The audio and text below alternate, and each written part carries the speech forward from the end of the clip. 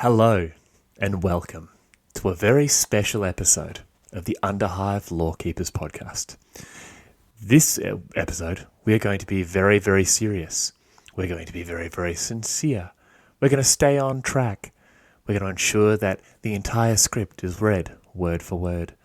This is a no-edit, no-nonsense, G+ rated podcast. And as such, I want everyone to put their very serious trousers on. It's party time, boys! Yeah! Happy birthday, babies! Happy birthday. Happy birthday to you. I think I sang that the last time as well. Yeah, you did. Yeah. You ruined it. Ruined it, yes. Right, You were trying to sound very professional, but... I was. I didn't like it. 2 years on. That's not 2 us. years. No. Yeah. No. So, let's start this bad boy again. Hello and welcome to another very special birthday episode of the Underhive Lorekeepers podcast. Or, to use its correct term, the what was it? Hypermegasodeiversary, Ginormogantuanhypermegasodeiversary, what's it? I don't remember the first one. Ginormogantuanhypermegasodeiversary second birthday ultra mega special episode. I can't remember what I called it. Damn, I screwed it up. Oh! Yeah, because the rest of it was perfect. Yes. Yeah. 2 years. Still not professional. Why? Professional enough is like what I like to think of us as. Definitely trying. Do you know what? We have a little bit of a mantra, and I've said it before. Our mantra is progress, not perfection. So I thought it was no one plays towel. No, nobody plays with the towels. But that's when we work together in the linen press. Yeah, that was confusing things, but that's okay. You're trying. Anyway, yes. So perfection, the progress, not perfection, is our mantra, and I really feel like we embrace that wholeheartedly. Perfection Sometimes is it's progress forwards. Sometimes it's progress backwards. Yeah, our use of the word progress is pretty loose, but yeah, I can't believe we're here. I cannot believe we are now 2 years of podcasting together. That is phenomenal. I was blown away when we got to 1 year. I was like, yes. This will fizzle out soon. This will fizzle out. I'm going to get sick of this. I've had enough.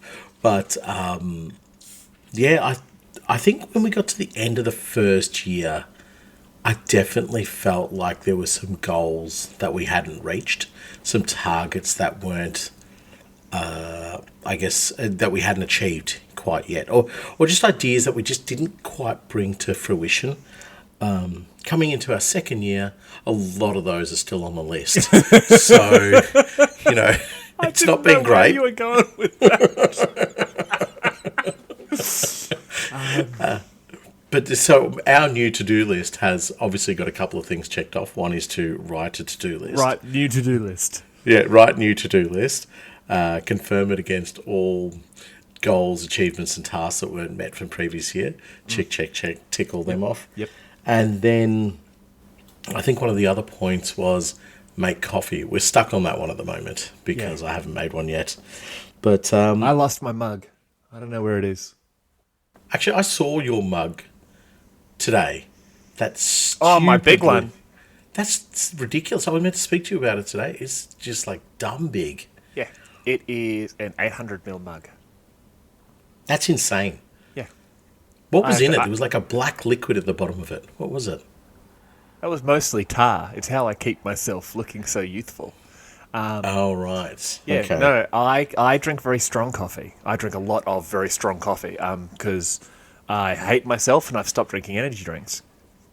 But yes, I'll drink a coffee a day, and it's very, very strong. And I'm sort of winding it back. I'm fancy now. I add milk. Ooh, la-di-da. Just wait before you go into your winding it back. For those who are wanting a short intro with lots of tightness, lots of what is the word? They want it succinct and professionalism. to the point, and professionalism. this is our birthday episode. That's probably not going to happen. So if you like tangents or even just tangerines, which are close enough, you're going to love us right now. What are those little ones called? Not mandarins. No. We used to pick them off the trees. Kumquats. Kumquats, yes. Yep. Yes. Eating them at an older age does feel a bit strange, though. They are very small. Yeah, it just, I don't know. There's something weird about them. But anyway, This is not a citrus fruit podcast. That's what we record on Wednesdays. So firstly, it was the Ginormogantuanhypermegasodeiversary second birthday listener lore episode mega spectacular. That's what I was supposed to say earlier. Yeah, but do you know who cares about that? Me. And that is all. So, we obviously have an episode to do. Let's keep this opening nice and tight. Nathan, 2 years. What the hell, dude? Yes. This has been so weird. Like, in the last year, things have gotten so different. Like, it's like even our show has changed so much. Like, the episodes have taken sort of this different turn. We're starting to sort of branch out a little bit into other things. We do the YouTube stuff. This year we started the mini reviews for like the announcements and previews and that. Yep. What else? Our Discord is going just ridiculous. Yeah, I haven't had a chance to jump onto that yet. It's because you hate the audience, though. I love certain members of the audience, not you, Badger Boy. But yeah, no, I when I think about our achievements, do you know one of the big things for me has been crossing off all the gangs, the house gangs. Yeah. And I as much as it seems like a natural thing for a Necromunda podcast, each one of those was such a deep dive. Each one of those was such a intrinsical part of understanding the lore for me, and I guess for us in total as a show, including the audience, that to cross them all off, to getting to the squats and getting them done, that was such a major episode, I think, in terms of giving some more depth and understanding of Necromunda, the history. So those things from a, like episode sort of success, I think have been wonderful. But we do have to have a bit of a shout out to the sister radio station, the Underhive Lorekeepers. Yeah, they're pretty cool. I've very cool. Wankers, but but I like their content. Toffee-nosed snobs, but yeah, they're a prime example of you can love someone's content, but while hating the people. It's basically like Underhive Lorekeepers, J.K. Rowling, Taylor Swift. Whoa. No Tay-Tay hate. She is a billionaire. Yeah.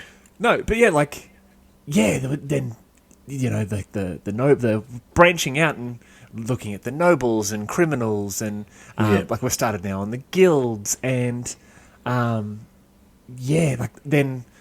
all the stuff we've been doing on the Patreon and the thing that blows me away about that is it's crazy to think that, and we talked about this last year, we talked about this a little while ago, that it all started from the two of us just talking each day after work. Yeah. And just for those who haven't heard our origin story, that's where it came from. We played at a tournament together. We've been friends for quite a number of, a couple of decades now, I'd say. And we sort of, it's scary. We've been, we chat on and off. We both love our I guess, everything GW related, Families. 40k. Oh, yeah, families. Games Workshop. Yes, families. The true family, Games Workshop. Love you, Jimmy. Yeah. And yeah, then I guess we started talking about Necromunda, and we found we both had a real connection with that. And definitely over the course of this podcast, I found my love of Necromunda is the bridge that it gives me into the 41st millennium. Yes.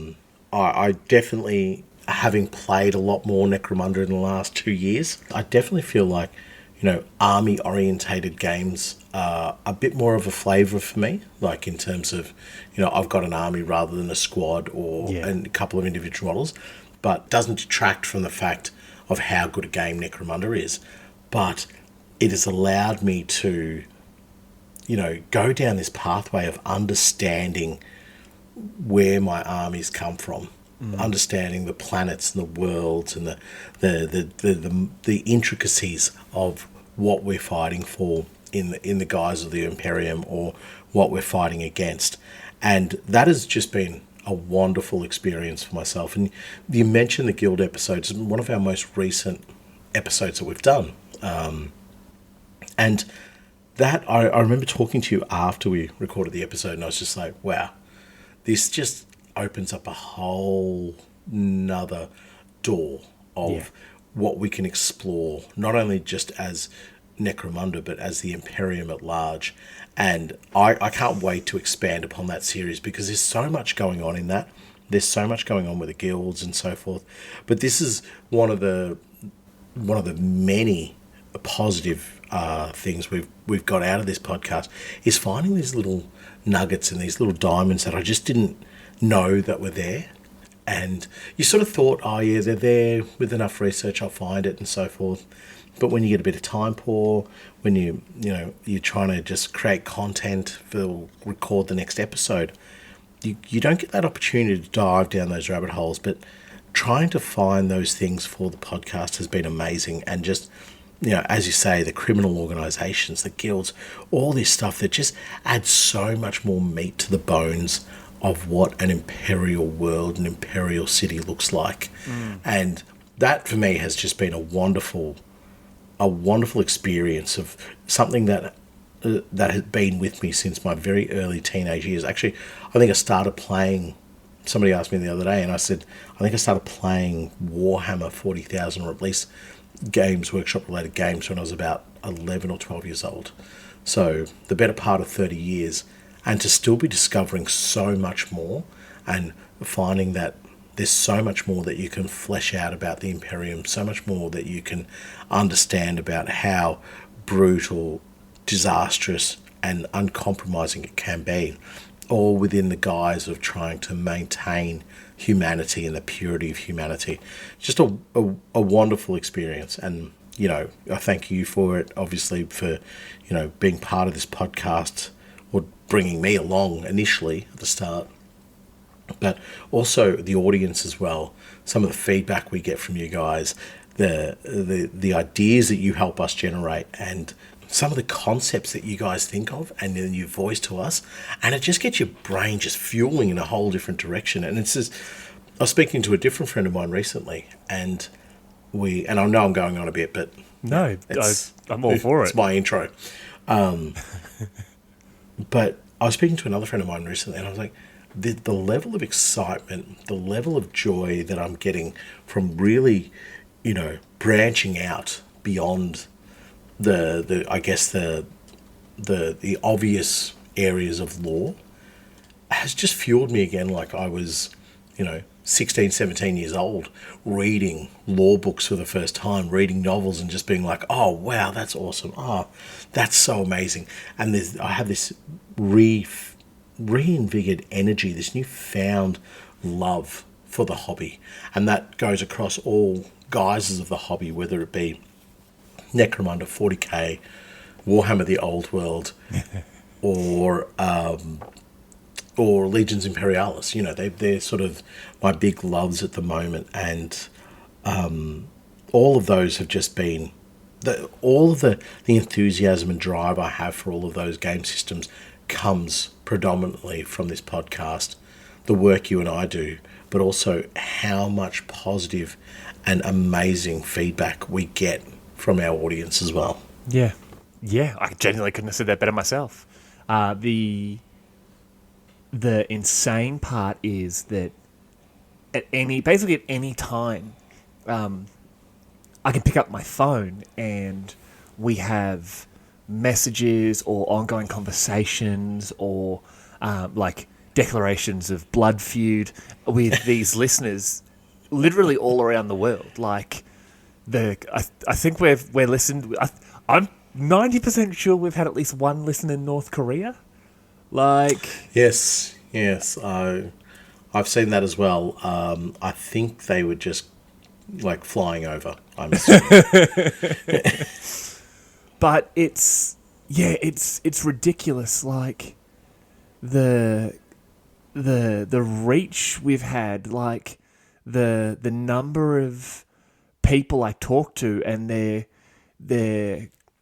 it's crazy that I know like episodes are always out there, right? We've uploaded them all, and we've had like 50 something episodes, and I get it. Like they're on the internet, they never go anywhere, but we're still getting people who are just starting the podcast, and they're reaching out and they're like, "Oh, hey man, you said this in this episode. Did this ever get addressed, or did this ever come up again?" And like it's just insane. It's insane that we talk into these boxes and we get listened to by people all around the world.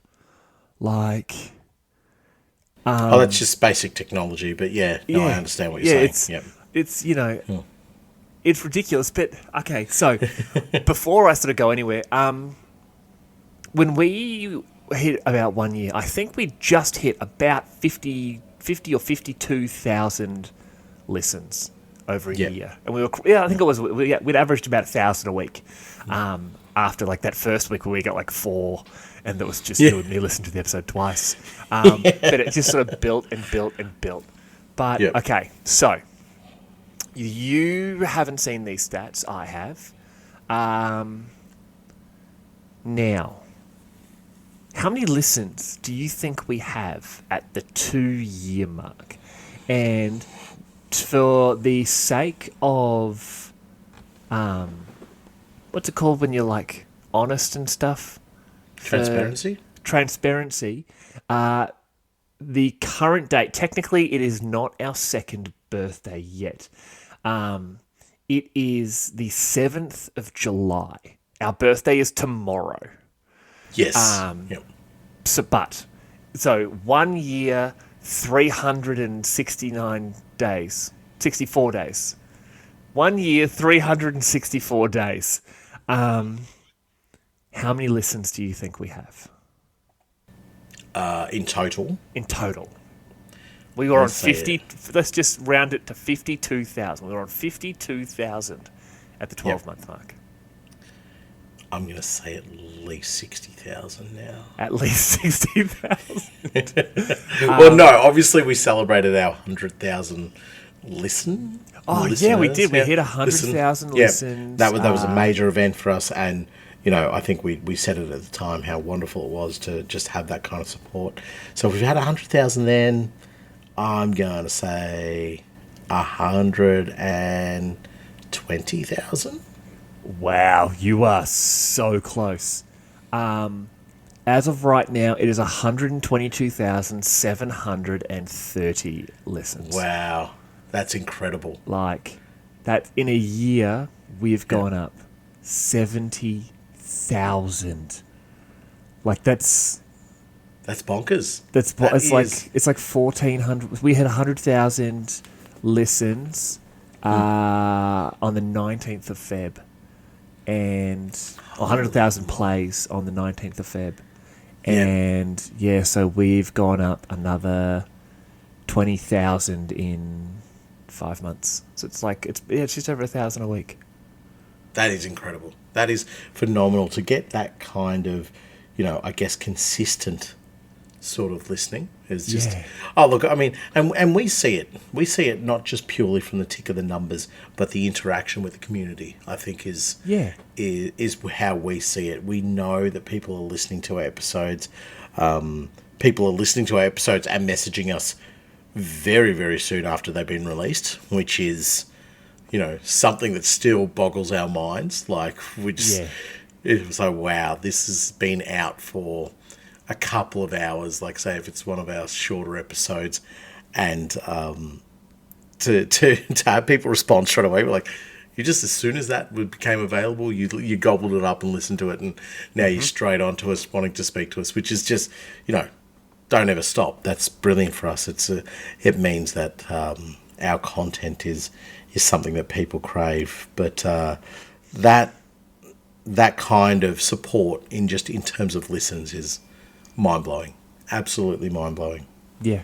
It genuinely is amazing, and to see, just to see that ongoing, day on day, week on week, month on month, year on year, the people we connect with, and the sort of community that's grown up around us, it genuinely blows me away.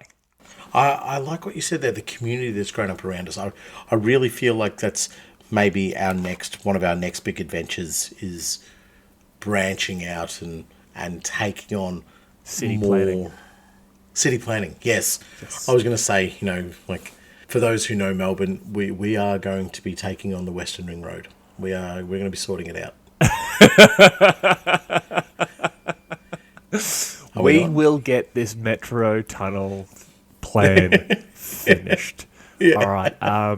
That really, a lot of that comes back into me wanting to get involved in local politics. But Yeah, that's right. So in the last year, it's been ridiculous. Like we have like 240 hours of content. Like of just podcast stuff. Really? Wow. Like our Patreon, some of the YouTube stuff. It's insane. It's just insane, and like not wanting to sort of take it too far. It's, in case you all can't tell, every bit of it just means so much to the two of us.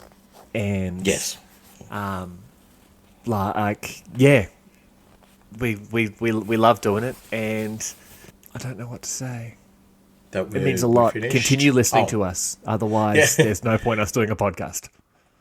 I was going to say, yeah, true. There's no point unless you continue listening. I think one of the great innovations that is happening for the show is taking our miniature reviews over to YouTube. Yeah.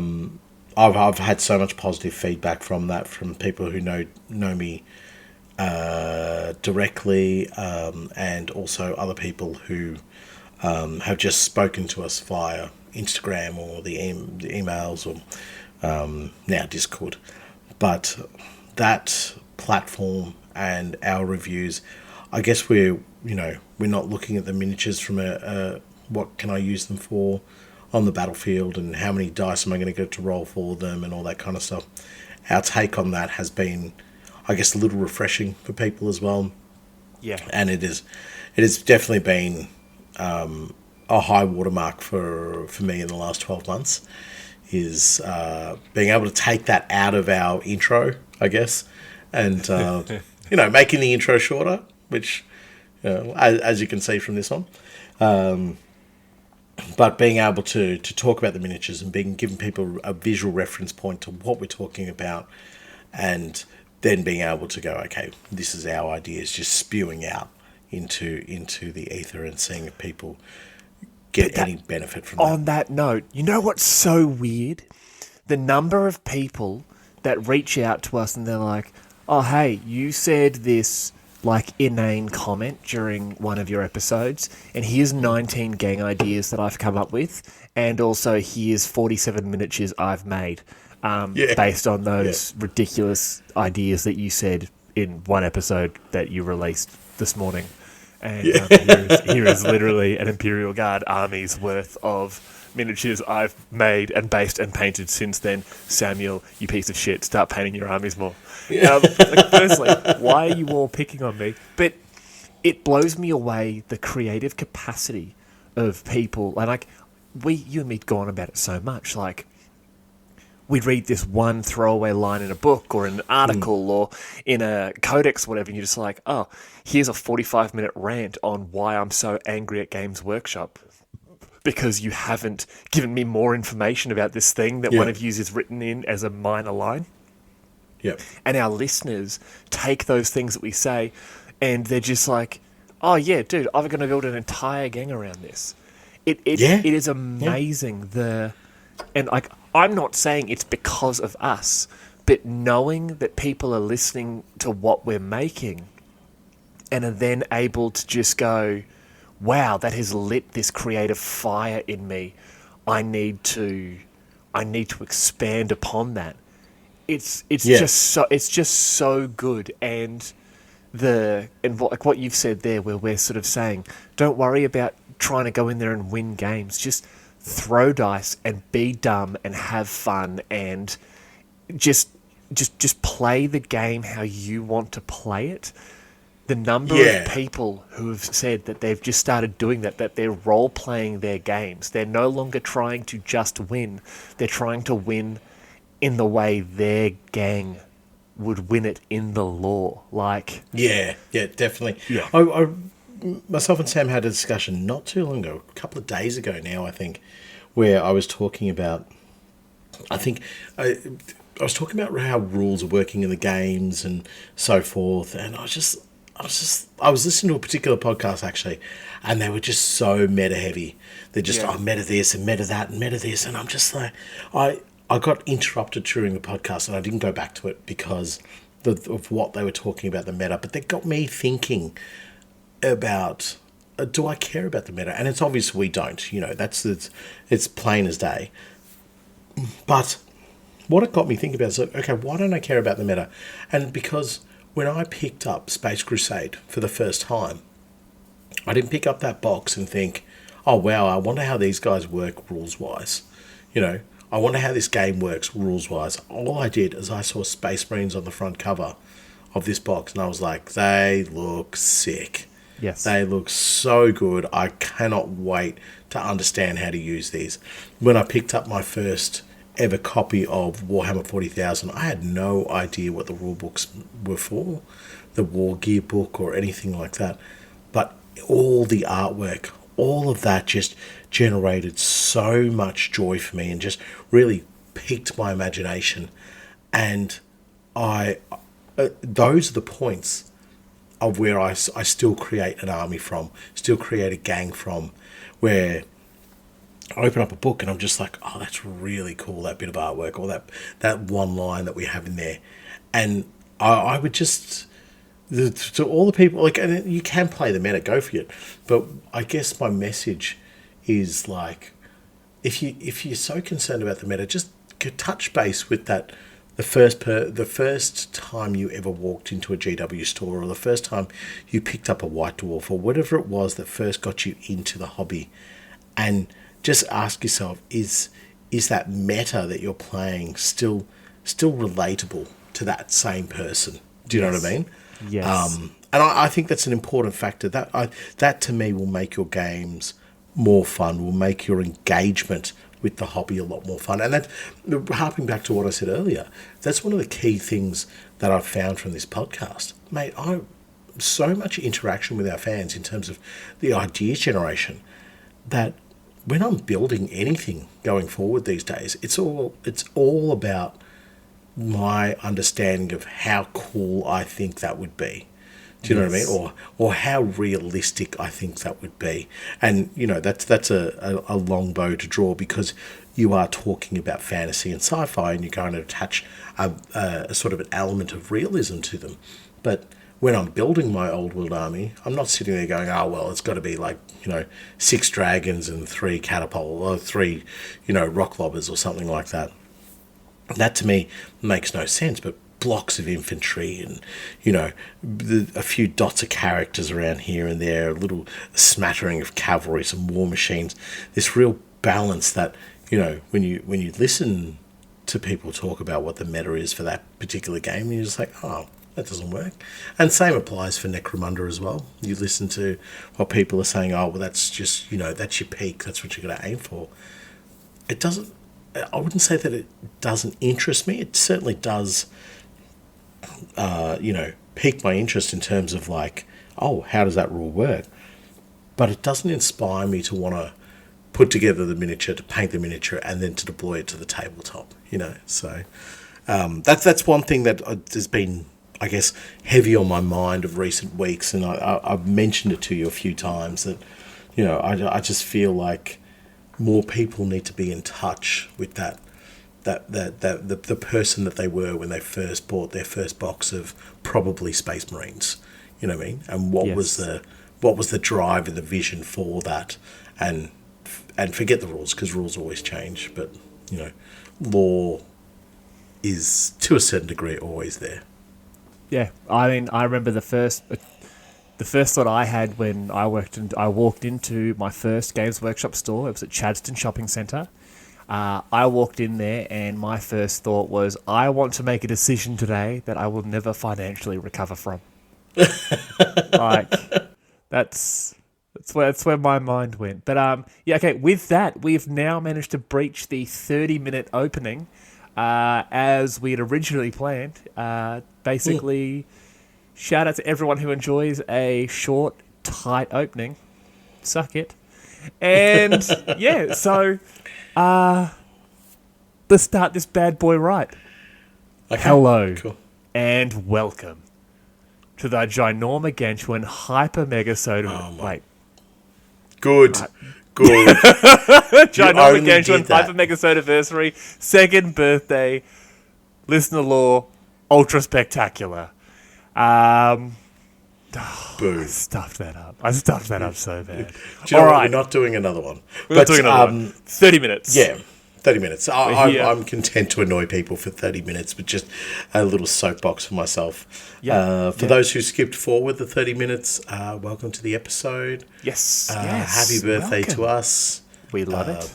Please enjoy a slice of cake or some sort of festive beverage or food whilst you're listening to the episode. I have a fancy haircut, and You I'm do. ready to read some listener lore. I'm ready to lead some listener lore. I'm ready to read. Damn it! I'm ready to read some listener lore. Yes, well, let's give everybody a brief and understanding of what our listener lore was. Yes, Samuel. So what were people submitting? So the topic of conversation for this listener lore entry was the big bad, and that definition has been stretched so many ways by so many people.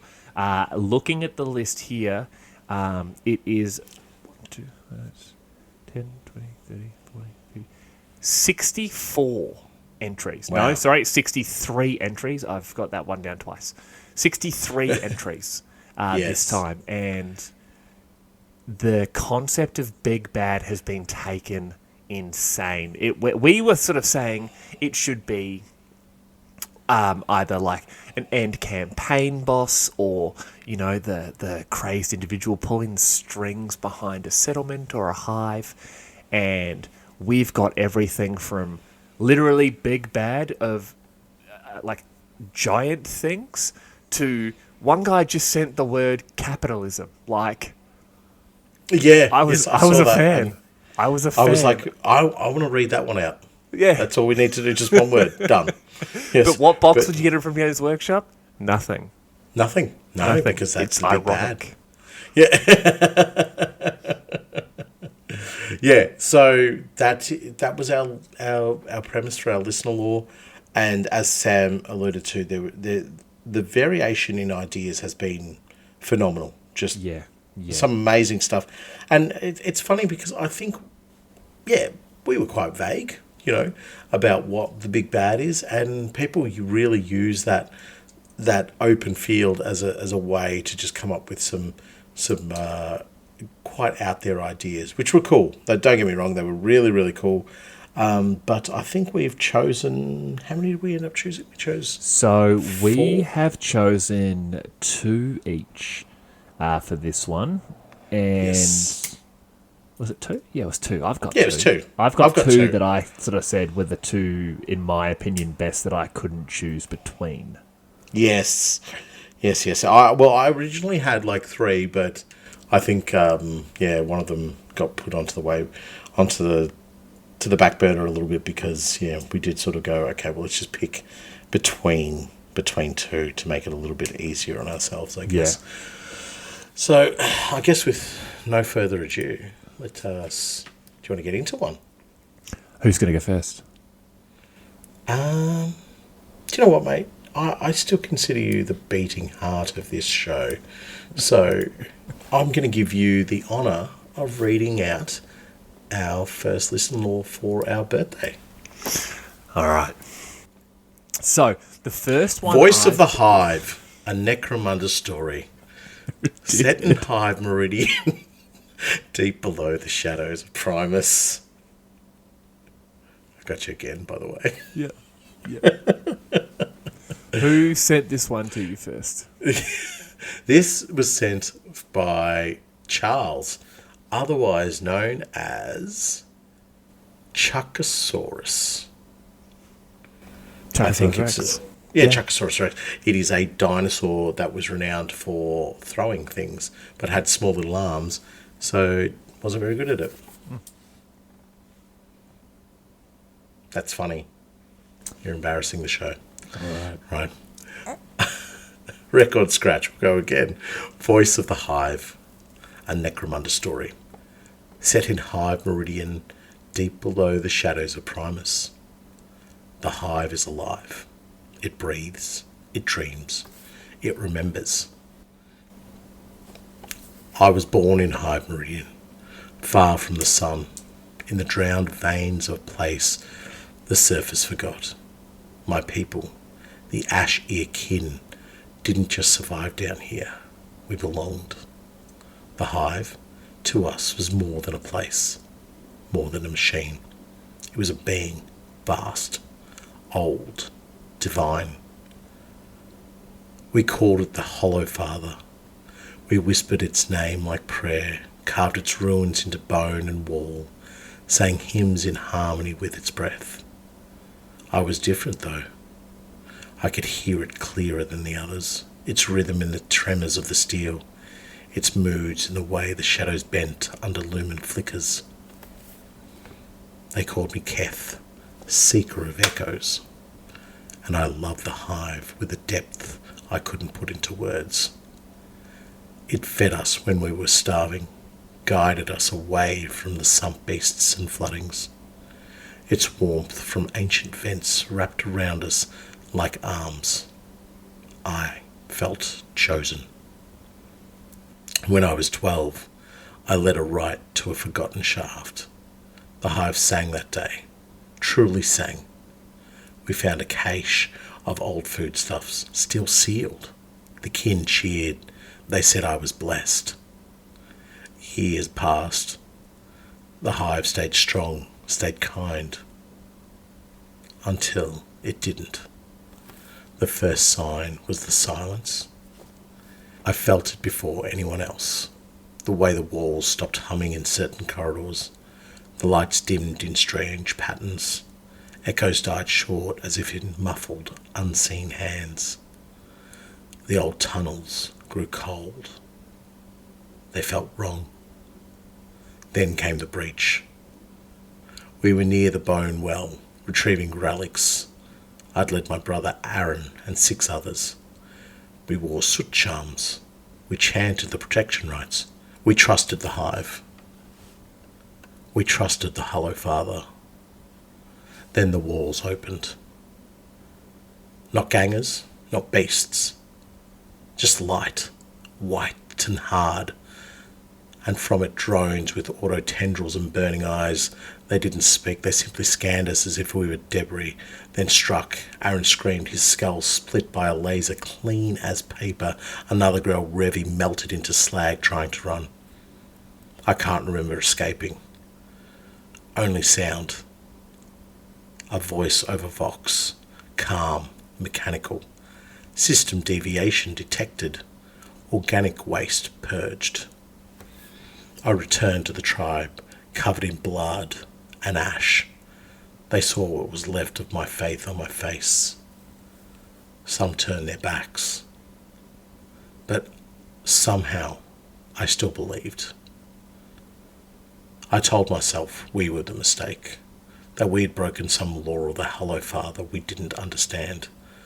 I fasted, prayed, offered metal and flesh to the shrines, and asked for a sign. The hive answered. It gave me a vision.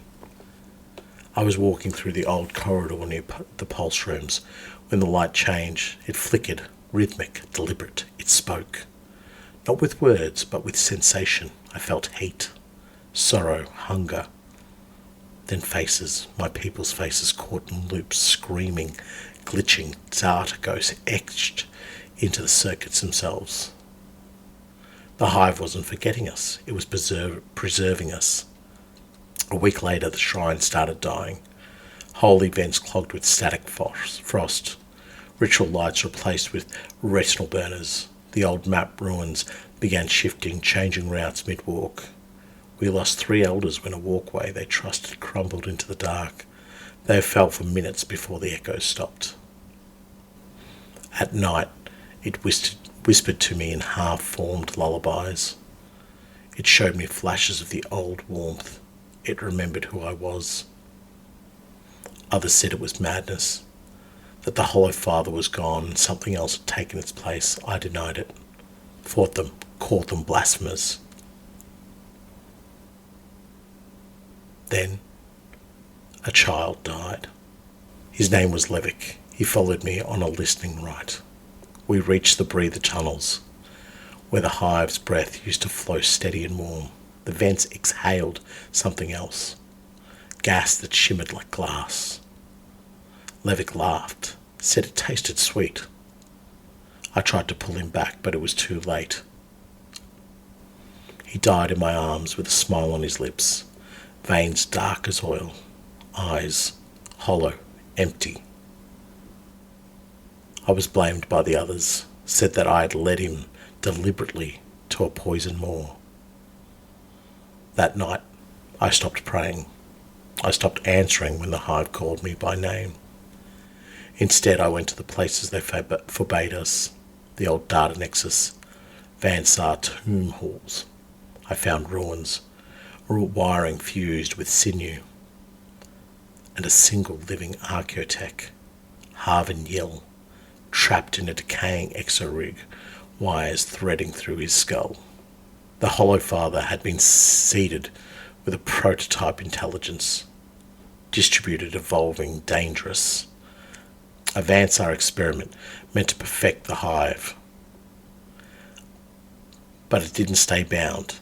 It learnt, it grew, it became. The Vansar abandoned the project, but it didn't die. Harvin said it absorbed things, minds, memories, faiths.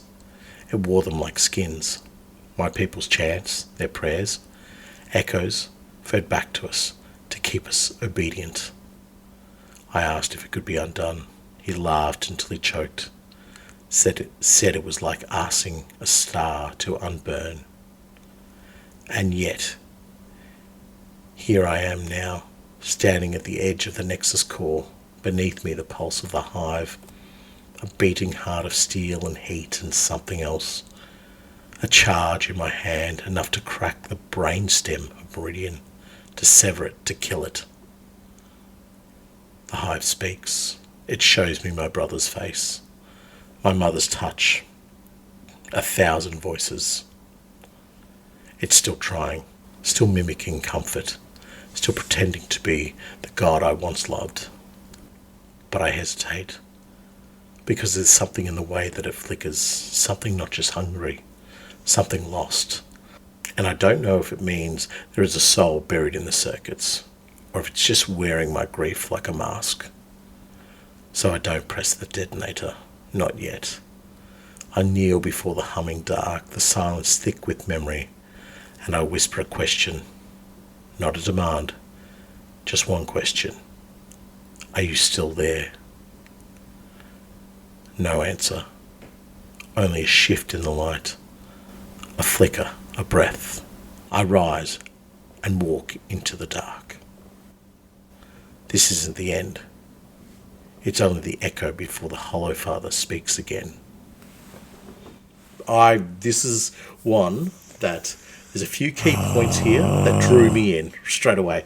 Like I love I love the way it's written. It's sort of like real catchy and almost a little bit broken up. But where he talks about the soul of the machine, that was just like, oh, you've got me. You've got me. And yeah, go. Is this character, in your mind, a rat skin? No, I didn't think of them as that. I just thought them as a citizen. I view the ash ear kin as a rat skin tribe. See, I need to clarify where you're going with this before you go into it. I see the ash ear kin as a rat skin tribe, and Keth, the seeker of echoes, in my mind, is the halfway between like a shaman and a do you remember when we talked about the rat skins, how they would have like the what are they, like the ghosts? They were like, I'm trying to think what they were called. They were like the ghost walkery type things. Remember how we said they'd almost have temples in these massive things of equipment and that? And I picture Keth as someone who is travelling through the corridors and that they're trying to explore their territory to maybe clear out things that may be damaging it, but at the same time, because it says, we were near the bone well, retrieving relics. I led my brother Aaron and 6 others. They wear their soot charms. They chant the protection rites. They trust the hive. You know, they call it the father. What did we call it? Mother Hive. The Hollow Father or Mother Hive. The Ash Earkin must obviously view it as a paternal figure. Yep. But I see them as a tribe of ratskins, and Keth now sees that it's almost the Hollow Father has been tainted by this Vansar artificial intelligence, and I think Keth is almost searching for the spirit of the Hollow Father, because he's saying, are you still in there? Or have you been completely removed and replaced by this artificial creature? But so my question is, do you see them as ratskins or simply a sort of like more technologically based dystopian tribe or collective? So, definitely more as a dystopian tribe, but from what you just said then, it makes sense that they're ratskins, but like it doesn't mean... Like, I mean, it's yes, obviously they're going to be ratskins from the way you have described then, but it also, like, it's not something that's just limited to the ratskins. No. Do you know what I mean? Like, and I think that's one of the things that drew me to this big bad. We are talking about a big bad in this, like, horrendous, artificial intelligence that's attached itself to the hive. Was actually not just attached itself to the hive, but became merged with the hive thanks to the filthy Vansar. And it's talking about the interaction and the understanding of what the big bad is. But so that's why I didn't really look at them as ratskins, but it makes total sense that they would be. You've perplexed me here because I see them as regular citizens of Hive Meridian. But to understand Meridian, to understand what their environment is like, they begin to use, I guess, mantras and practices that they would normally do within their everyday life. Like if they were practicing the Imperial cult, right? Yeah. Or the Imperial Creed. and then they begin to apply those teaching, those ideas and those concepts to the hive itself, because they see the hive as something that provides for them, not just a place where they live. Not just, steel walls and doors and manufactoria and so forth. But I'm torn now. I'm torn because I didn't have that mental image of them as a rat skin, or Keth as a rat skin. Yeah, right. I like your viewpoint on it, and it sort of makes a great deal of sense as well, because it's almost like the hive will always have a chance to be able to speak to me, and that then sort of is how you could understand how a rat skin would see it as well. They'd be like, no. The hive is always there. The I guess the walls are always going to talk. And so when the hive doesn't answer, when the hollow father doesn't answer, they're just waiting for that next voice. There's like a belief that it will speak again. It will come again, and it will guide me, and it'll focus me, and it'll drive me. And the loss of my brother, the loss of my people, doesn't mean anything, because the hive is more important. The connection that we have is more important. Yeah, I'm torn. I want it. I think what it is, I want it to be a regular citizen, but everything sort of points to the fact that it's probably a rat skin. Well, Yes. Meridian. Was that the... I swear that was from one of the Apocrypha Necromunders. Was it Demons of Meridian when you had Zahn the Cyberoth? Yeah, you're pressing my memory now. I believe so. Yeah. I believe so. Yeah, no, that it definitely is. Hive Meridian, Okay. it's... I've literally just brought it up here. Zahn the Cyberoth led his followers deep beneath Cinderak via the ancient tunnels that had once been Hive Meridian. Yeah. Oh man. Right. Okay. So is the AI possibly demonic? Possibly. Maybe that's what the corruption is. Maybe it's the... And I'm going to relate it back to the rat skins now. The more I've thought about it, the more probably it makes us... I guess there's a little bit more of a linear sense there. But if we go with the rat skins format of thinking, that the hive itself is like, a beating heart, is alive and is able to, generate X, Y, and Z, then you have this AI that the Vansar have put into the system to try and, create a better hive. Yeah. And then you have this extra, sweet, delicate layer of chaos corruption within there that has mutated perhaps the AI and also the core of the hive, and has just led, crazy space magic type thing, but with this real, warped, fueled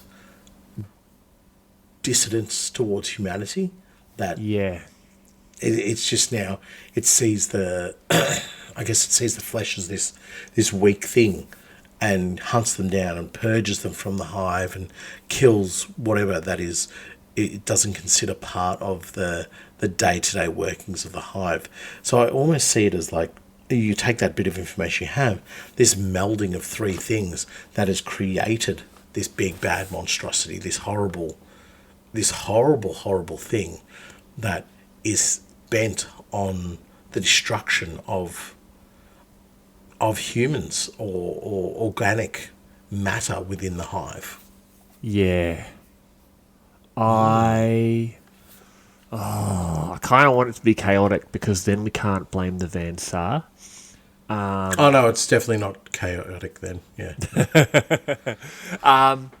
Okay, so I 100% believe them to be ratskins. Chuck, you're going to have to tell us what what the truth is. Don't you just see there's a glorious thing about them though? If they're just regularly, this is my religious nutter coming through. This is what's happening. No, see, the reason I think they're ratskins is because there was a child. Or although they could be Cawdor, couldn't they? Cawdor or kitty snatchers. They are. But what I'm saying, and this is where I'm saying my religious nutter's coming through, is it not just such a wonderful and beautiful thing that the humanity within this hive is driven by so much devotion and focus to the hive? That the way they practice, like the hive itself, and this is one of the things that drew me to this read, was it is a different interpretation, and because I didn't see them as ratskins, it was a different interpretation of the way citizens would venerate their environment and what it meant to them, what it meant to be part of these four walls, to be part of this greater system, not just allowing the existence to happen, but to understand how I'm placed within said hive. But before we move on to anything else, I think it's important to understand the big bad that Chuckosaurus has created here. We're not talking about an individual. We're not talking about, a particular beast or, a very nasty ganger or a noble. We're talking about a whole hive that is turning on its population. That as the AI has embedded itself and as we have now laid on this level of chaos corruption has seeped into that AI and into the essence of the hive, it has become this vast tool of eradication. But more importantly, it's making those within the hive lose faith in this, again, with the mindset that they're not ratskins. They're losing faith, they're becoming disheartened, they're becoming disjointed, and it means that, their productivity goes down, or their desire to push on and do better for their environment fails, and then they end up just becoming, a victim of this hive, a victim of this system, because they leave themselves more vulnerable. They leave themselves more exposed to these drones or what have you. And so this hive becomes this ultimate weapon, this ultimate baddie. And I really like that as the take of what the big bad is. I thought it was such a good viewpoint on it. It doesn't have to be somebody saying, like, I'm going to kill you because of X, Y, and Z. This is the hive simply saying, I'm just purging what doesn't work. It's brutal. It's a system that was there thousands of years before your ancestors were born, and it will be there thousands of years after the last human is finally wiped away from Necromunda. Yeah, exactly. Yeah, that's dark. I just thought it was a great point of view on the concept of what the big bad was. Yeah, that's it. Like, he's taken it to such a direction. So yeah, I personally believe 100% they are ratskins, and that now Keth is standing, like, it describes him standing in the what was it?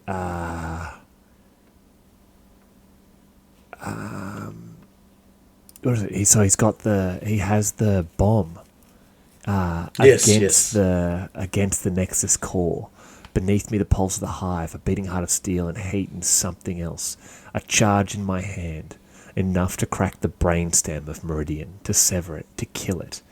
The hive speaks. It shows me my brother's face, my mother's touch, 1,000 voices, my own distorted singing. There is a connection between Keth and the hive. At no point has he stated that he's had cybertechnica or anything like that. Whereas as a shaman of a ratskin tribe, maybe someone more technologically motivated or technologically advanced than your average sort of techno-barbarian type tribe, maybe there is nanotechnology inside his head that has somehow formed a link. Yeah. Or maybe part of his training is to connect to Cybertechnica or connect to the machine. And as he's got the charge ready, the hive is literally saying, is begging, no, don't. I can give you what you want. Images of your brother, your mother, the 1,000 members of your tribe that you've known who have died. And then also, I can give you back yourself, the singing. And it says it is still trying, still mimicking comfort, pretending to be the God I once loved. This, to me, is a mixture. So I don't know. Is it an artificial intelligence? Is it a true being? Is it a demon? I don't know. But, those three options could still be the same option. I'm totally with you in that. Yes. But see, the way I look at them is that the hive, so that connection the character has with the hive is, it is spiritual, right? But it could just be, the more relics they find, the more they make themselves in tune with the AI. Yeah. This is one of the reasons I picked this. I was doing a lot of trying to understand what this big bad was and how brutal and nasty it was. I think I like your spin on having the chaos corruption in there. I think not that so much that it's anti-humanity, but more that it's just like there's a malevolence in there that maybe the AI wouldn't have normally, and most certainly the hive wouldn't have. Yeah, maybe it's just that the artificial intelligence is doing what artificial intelligence does and just wants to kill all humans. Yeah. Baby, die. I believe it's possibly an artificial... I think it is more likely the artificial intelligence avenue versus the chaos avenue. But at the same time, I want to believe that it is an artificial intelligence who has possibly an understanding of chaos, not the corruption, not the the change it brings, but simply has an understanding of what change is, what this malevolent presence inside the warp actually is, and its understanding spreads that it must adjust the situation around itself and the environment it is in. And in some situations, it's purging organic matter. In other situations, it's cutting off the air to a dome to ensure that the people who maybe are siphoning away power or water are gotten rid of, because it needs to make sure that there is enough supply there so the travellers wandering from another dome are going to have enough room to grow and spread and prosper. It sees itself maybe not as a god, but as the being that needs to control its own environment. And I think Keth understands that. Keth understands that because he asks the Hollow Father, are you still in there? And there is no answer. There's a shift in the light, a flicker, a breath. Keth can see that the Hollow Father is still there. And he cannot destroy the brainstem of Meridian. He can't destroy that cogitator node. I rise and I walk into the dark. This isn't the end. It's only the echo before the Hollow Father speaks again. Yeah. The Hollow Father is still there. Keth's God is still there. And this false prophet, being the AI, the demon, whatever we want to call it, is a microcosm of the greater conflict occurring on Necromunda at the exact same time, be it the false prophet, the Aranthian succession, which is a microcosm of what's occurring in the greater Imperium, the Cicatrix Maledictum, the Crusades, the return of chaos, and Keth is... I'm going on a tangent here, but I'm just copying you. I believe Keth is quite possibly almost a holy warrior, not for the Imperium or the Emperor of Mankind or the Four-Armed Emperor or the Chaos Gods, but for his own god, the god of his people, the Hollow Father. I believe Keth is quite possibly either the first or the first in a long time of rat-skin warriors or rat-skin shamans who have truly gotten in touch with the existence of Necromunda. And I know we haven't done an episode on them, but it is something I truly believe the Ashwace nomads have tapped into. The line, but there's that classic mindset of technology once it gets to a certain point is no different to magic. And I believe Keth is in touch with a certain amount of technology or a certain piece of technology that is so akin to magic and the mystical and all that sort of stuff that your average person, even in the 41st millennium, cannot tell the difference. I believe Keth is a holy warrior of the Hollow Father. Of the Hollow Father. Yep. Yeah, perfect. And I refuse to see it any other way. No. That I really like that. It's maybe the Hollow Father calling out to say, "Come and save me." And the big bad here is you've changed my mind. That's so good. The big bad is not the Hive, but this AI, this demon, tainted AI. Yes. That has ruined it. Maybe the Hollow Father saw it as a good business deal in the beginning and going, okay, you join me because you will make things better, more efficient for my people. Not that it would think like that because it is just a hive, but over time that corruption has turned into what seems to happen with all classic like AIs trying to protect humanity. They realise humanity is the worst part of it and it wants to see them destroyed. And so the Hollow Father calls out to its last remaining champion, saying, save me to save you. Yes. Dude, that's sick. I'm on board. With this idea. Now the hard part. If Chuckles is our winner, in your mind, are you looking for a single miniature to make Keth? Or are you looking something to make the sort of the tribe, or because I'm tossing up hard between like Dark Oath Marauders to really feed into that rat skin vibe of building the tribe around them, or there's a Warcry band, the Eskurgan Trueblades. I'm gonna go a little bit left field. I like both your choices, and I'll come back to discuss them in a moment. But just throw this into your little brain pan for a minute. Yeah. What about making Harv and Yell the Vansar who's trapped in his decaying exo-rig, right? Now, you're not making him as a playable piece, but somebody who's fused to a piece of terrain.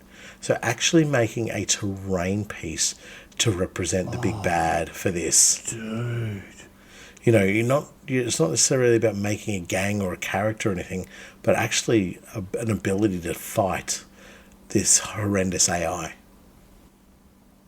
Oh, dude. Okay. Can I build on that? Yes. Go to Vansar, all right, and get the Archaeotech and Grav Cutter box. Yep. All right. Now, what you're going to need to do is go to Age of Sigmar, and in Chaos, go to Slaves of Darkness. All right. The Dark Oath Chieftain. All right. I need you to find that model. He's got a big old sword. He's got an axe. He's got like the leathers and the. Yes. Okay. Yeah. You take I see that what you're doing. Vansar Archaeotech Yeah. in his rig, right? Yeah. And then you kit bash that with that Dark Oath Chieftain. Keth in his traditional rat skin shaman clothing, right? Yep. Has, when he's found, and I'm assuming, killed Harvin Yill. Yeah. All right? He's killed him because he's learned the truth about what's happened, and he laughed until he's choked. All right? He said it was like asking a star to one burn. I'm imagining he's then killed him, or and to put him out of his misery, because Keth, at the end of the day, is still a holy man. All right? Yes. He's put this Vansar out of his misery. Yep. But being technologically minded as he is, he's stripped the archaeotech of the spider egg, right? Yep. And he's grafted it to his own shamanistic ways, and he's merged that technology with his own as a way to better serve the Hollow Father. Yep. Yep. Okay, and I'm picturing this almost feral archaeotech who now stalks the hive, trying to limit the impact of the artificial intelligence, of that invading consciousness, but at the same time is trying to unite the disparate tribes of ratskins and possibly former worshippers of the Hollow Father, and bring them together almost in a holy war against the forces attempting to further infect Hive Meridian. Say no more. You had me at Holy War. I'm liking this because I could see Keth going around killing the drones, killing all the things that the AI is still trying to perpetrate its mission with. Yes. I kill off the tendrils, I destroy all these bits, and eventually I work my way to the center of the hive.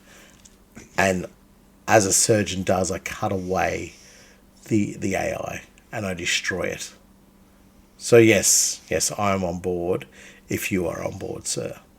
I think a combination of the Dark Oath Chieftain and the Spider Rig would look beautiful. And if he doesn't win and he doesn't get it, I'm going to make that and add it to my Ratskin gang that I'm doing. Damn. Oh, Chuckles, no. I'm doing Wreckers. Stop messing with me. Yeah, that's awesome. Okay. I can't wait for Chuck to reach out after he listens to this episode and just be like, guys, that is not where I was going at all. They were a Cawdor gang. This is my favourite version of an Escher gang. You guys are idiots. Like, you're the big bad. You're the big bad of this whole series. Oh, that Chuck. entry would have won if someone was just like, yeah, the big bad is literally Samuel stealing everyone's ideas. I'd just been like, you win. Yep. You win. Because but I'm keeping your prize. Suck it. There's far too much truth in that. But anyway, let's move on to our next one. We did spend quite a while talking about that, which I was... it deserved its commentary. So, yeah. Okay. So, my first read is simply titled The Big Bad of the Bad Zone. And it comes from a fellow by the name of James Cawthorey. So, hi, I'm James, or Skirmish Gaming on TikTok. And here is my take on a big bad. I hope you enjoy. Sharek, the phantom of the bad zones. In the tangled, toxin-choked sprawl of Necromunda's underbelly, stories are as common as corpses, and just as easy to forget. But there's one name whispered in every smoke-filled den, on every trembling lip, caught in a shakedown. Sharek. No one knows if that's his real name, or just another alias etched into the data slabs of terrified informants. What's certain is this: he exists, and he rules. Operating from a deeply fortified nexus buried in the soot-caked hollows of Sector G422, Sharek runs an empire of vice, arms, and forbidden tech. His domain stretches from the fungal farms of the Ashgates to the derelict manufactorums of Dustmere. But unlike most Dome Kings who carve a reputation with flamers and flak jackets, Sharek's weapon is fear. Pure, surgically deployed, and wholly impersonal. No enforcer has ever seen his face. No bounty hunter has ever tracked him to his lair and returned with breath still in their lungs. The only souls known to have looked him in the eye and lived are his two lieutenants, Oryx Kane, a former Goliath pit champion turned enforcer, and Vexer Drell, an ex-Escher chem-savvy tactician with an eye for profit and poisons. Both are loyal beyond reason, bound not by fear, but a singular truth. They owe Sharrock everything, including their lives. For the rare meetings that demand a physical presence, Sharrock doesn't trust flesh. Instead, he projects his will through an old, repurposed Castellan robot, a towering slab of scarred ceramite and humming servos, modified with arcane tech and armed with enough firepower to level a hab stack. The mech carries an integrated Vox suite, relay arrays, and something deeply unsettling. Sharrock's voice, rich and cold, echoing through a static split speaker with terrifying calm.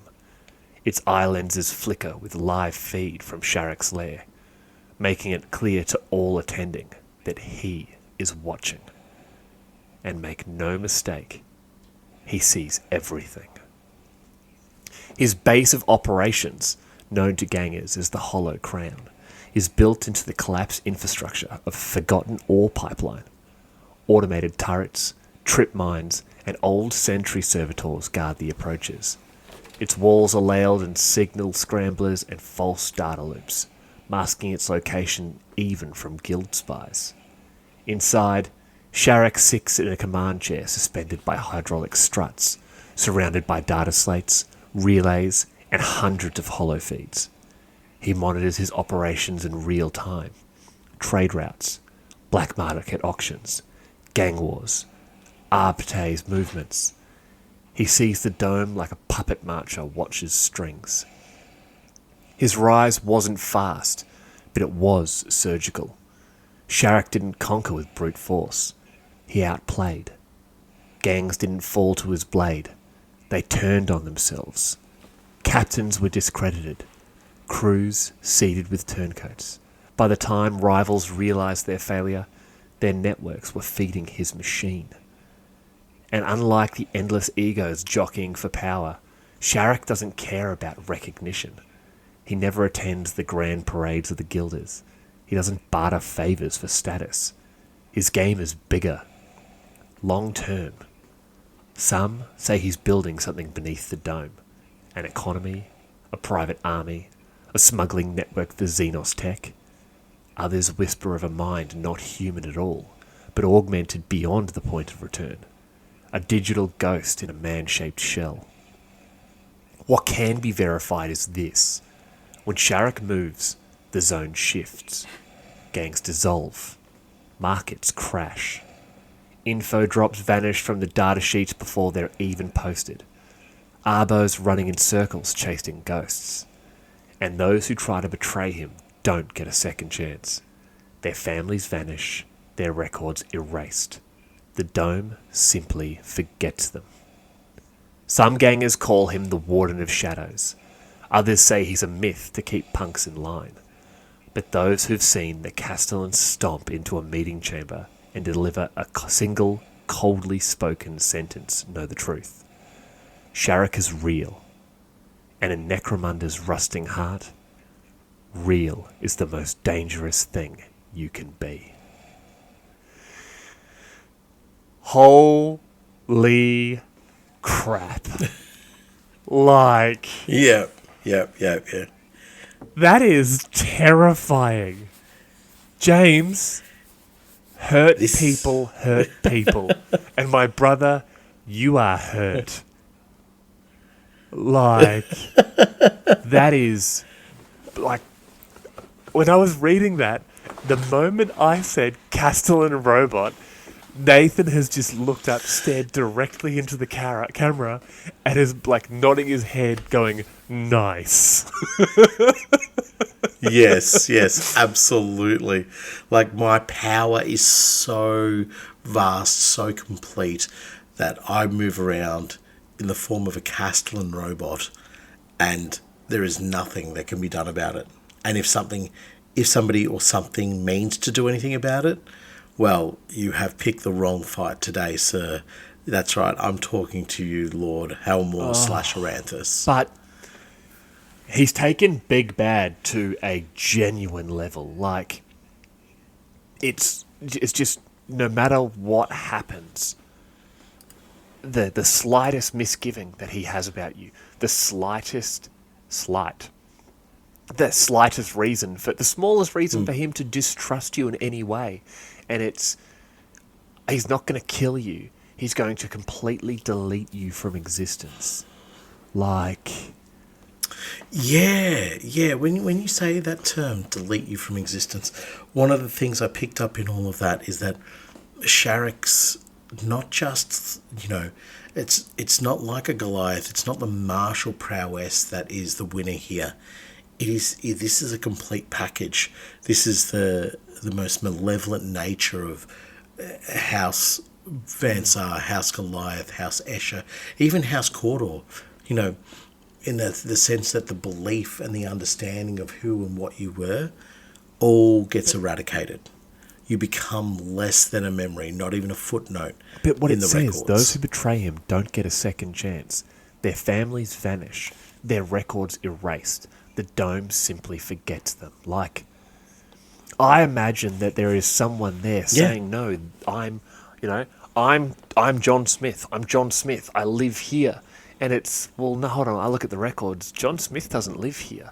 There's no record of a John Smith ever living in this dome. Who are you really? I'm John Smith. You can't be John Smith. There is no John Smith. But my wife, my children, where are they then, mate? Yeah, I was about to say, so the existence of who you are is not just eradicated in the sense that, we're going to kill you, but like, you can live here, but you do not live in this hive anymore. Do you know what I mean? You can claim to be something, but all that you have and had hold dear to you is all gone, whether that be money, whether that be material, whether that be people. All of that is vanished. All of that is taken away from you because in some way, shape or form, you've upset this malevolence. It goes beyond the idea of a big bad. This is a malevolence of the highest order. This is almost like a darkness that comes across the hive.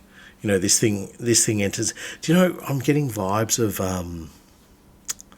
who's the Marvel character? Big dude. Kingpin. Yes, Kingpin, but less crap. Yes, exactly. It's sort of like his very presence in a room changes the whole dynamic of what is about to happen in that meeting, that engagement, and what we're doing next.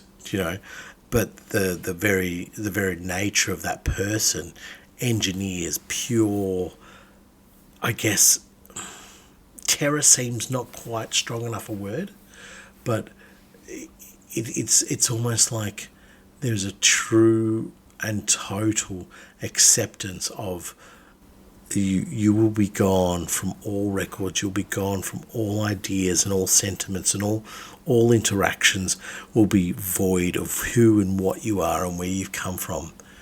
You will not be remembered. I think that's the terrifying part of it, is you will not be remembered. The way it describes the weapon is fear. All right, Sharek's weapon is fear, pure, surgically deployed, and this is the scariest part: wholly impersonal.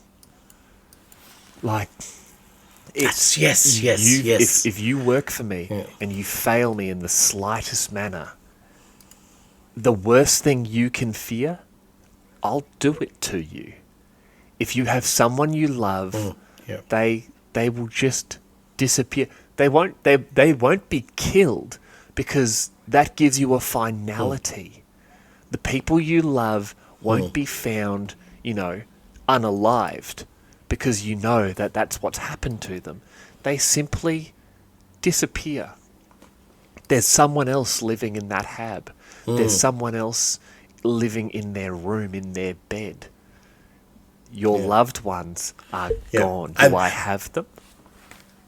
Probably. Are they still alive? It's Schrodinger's family. Like, that's terrifying. Like, as a husband and a father and a son and a brother, like, that is terrifying.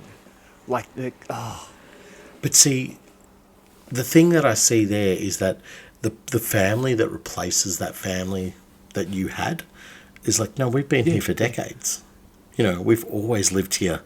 You know, I don't understand what you're talking about. You've never lived here. Oh, that you scratch the walls in this particular part of the hab. Well, come in and show us. And the walls aren't scratched anymore. They're not perfect. They're not clean like they used to be. But they're certainly worn. But those marks and those indents that this person who has now been vanished is trying to claim, it's so clear that they're not there anymore. And there is something so very different about this hab that should be, in all sense of the word, be their home. It's where they feel familiar, where they feel an understanding and have a grasp of. It's all gone. But the thing that you mentioned earlier about the mechanical, disassociation, it's like the character is so evil. I don't even think he's evil. I just think he has a mission. Sharek has this mission he's given. Mission. And yes. The path is from point A to point B. Anything that attempts to derail that path, it's neither good nor evil. There is no emotion. It is impersonal. It is I have something to do. Yeah, and that impersonal nature of it is what I was alluding to, is that's what makes it so, like, scary, so, I guess, uncompromising. I always think, like, in 40k terms, you fight against the Eldar and there is a chance for some sort of discussion, there is a chance for some sort of communication, you could even be taken prisoner and what have you. You fight against the Tyranids, there's nothing. Yeah. That's like Sharek is not in the sense that devouring essence of what the Tyranids are, but in that soulless, like lifeless, in a way, like single focus way that the Tyranids would think. It almost has that capacity as well. Sharek has that Tyranid mindset of, I need to consume everything in my way to get to my final destination. And the scary thing is, so no one knows who Sharek is. They know he's real, but we don't even know he's real. We don't know. We simply know that there is someone who claims to be Sharek, or maybe there isn't. Yeah. Maybe it's a collective of people. It's a bunch of people pretending to be one. Maybe it's Oryx Kane and Vexadrel. Maybe they are Sharek. Oh, all right. That's cool. That the rumor that they owe Sharek their life isn't that they owe an individual. It's that the two of them have come together and have created Sharek, and all of a sudden this limitless reach that this character of Sharek has, it has saved their lives because people are no longer willing to run the risk of killing them. Because if I kill them and people find out it's me, Sharek's going to get me. So you know what I mean? They know Sharek has saved their life. But they imbue Sharek with so much more power and so much more, I guess, lethality because Sharek becomes a mask. Correct. And there's the great saying of, like, you give a man a mask to see his true self sort of thing. They are able to enact the most heinous and brutal of outcomes for those who would cross them because they will never be touched. Because to touch them, you need to go through Sharek. Yes. You know what I mean? Or you need to anger Sharek. But all the while, Sharek is just this way for these individuals to behave in the most inhumane way possible and not feel an association or a connection with it in the sense of guilt or conscious or even just regret at what they've done. Yeah, but I They believe simply Sharrock is a person. I believe Sharrock is a single individual. I'm just saying it, giving this as an example. And Yeah. where the hell did he get a Castellan robot? Where the hell did he get the technology to override the systems of a Castellan robot? How is there a Castellan robot stomping around the Underhive that Sharrock is somehow so well protected that the Mechanicus or the Vansar or anyone isn't coming to try and get said Castellan robot? That is horrifying. Can you imagine being an Underhiver where you see Goliath and Stimmers and all that sort of crazy crap and you're just like, okay, this is normal. And then you see, like, Castellan robots are like 12 feet tall. I believe so. They're massive. Castellans. Yeah, Castellans are the big buggers. You get two of them and the engine seer in the kit, don't you? Yeah. They're the big Baymax-looking buggers. That's it. Exactly. Yep. Can you imagine one of them wandering into your Underhive settlement? I don't care who you want. I am volunteering to be an informant and to give you information on anyone you want. Goblin Jew, I'm telling him you stole that last piece of toast from the table. Like, you're my son and I love you, but I ain't fighting that robot, boy. Even if it's me, I'll inform on me. Yeah. I have done wrong things by you. What was your name again? Sharrock. Oh, Sharrock. You're Sharrock. I'm in so much trouble. Oh, I shouldn't be informing you. It's too late, isn't it? Yeah. Yes. Okay. I'm vanished. I don't know who I am anymore. Oh. Call me Mary Jane Doe. Yes. I am done. But I love it. I love the fact that he's got the brutality of a Goliath, the mindset of this sort of like master manipulator, but he's playing the games of Delark. Captains were discredited, crews are seated with turncoats. He's using the equipment of his rivals to feed his own network. To me, this says Sharrock isn't a single person.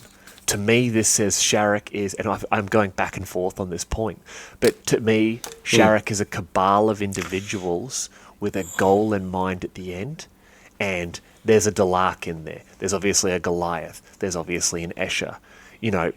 I'd love to say that Sharrock is possibly a Venator gang.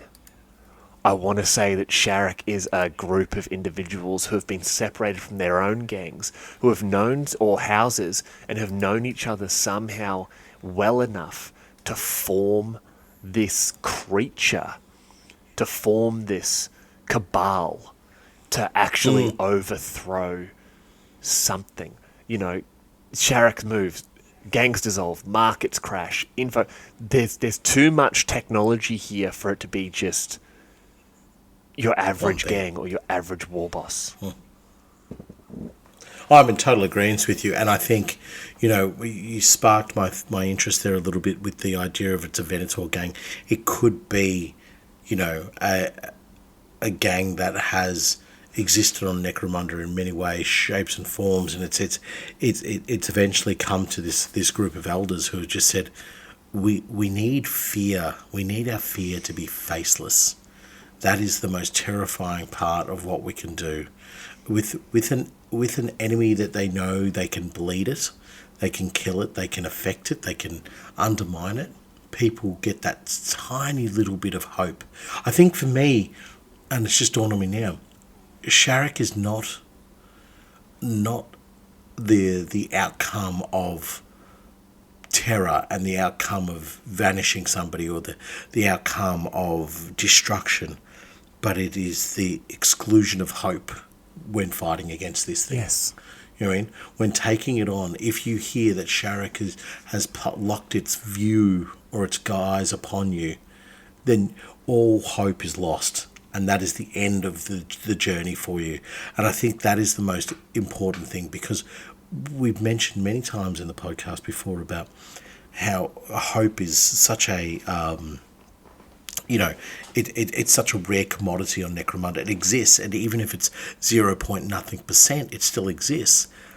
To have that, even that small amount, completely stripped away and dissolved by something so vast and careless and so mechanical, it devours whatever chance you have of something that looks like happiness or something that looks like success on Necromunda. Okay. And you strip that all away. And your idea about a council that exists behind this character is on the money. You've actually just changed my mind, and I don't think you realised you did.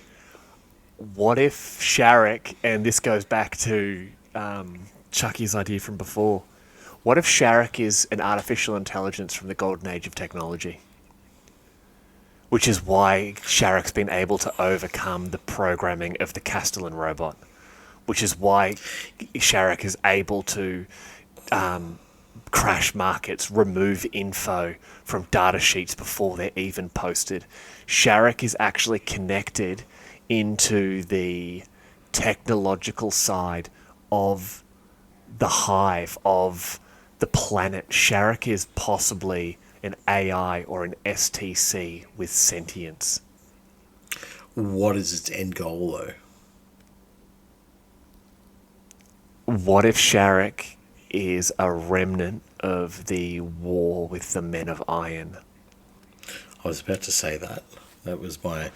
So if it's a remnant of the Men of Iron and it just wants to see people destroyed... Kill all humans! Civilization. Kill all humans, yeah. But it dissolves gangs and it restarts things and it goes again. And what is it? It has eternal life, so it keeps just chipping away at Necromunda, keeps chipping away at humanity. And, it may wipe out 1,000 individuals in a particular sector, but there'll be 900 more born by the time that plan comes to fruition. So it goes, I've killed 100. I must kill 100 more. So it resets the clock and goes again. It's adjusting its plan. It knows it's going to need humans for some reason, or it needs to continue the tithe and to keep things going, while underneath Sharek is gathering materials. And like it says, he monitors his operations in real time. Trade routes, black market auctions, gang wars, the movement of arbos. Everything's happening because Sharek... It says he never attends the Grand Parades of Guilders. He doesn't barter for status. His game is bigger, long term. Some say he's building something beneath the dome. An economy, a private army, a smuggling network for Xenos tech.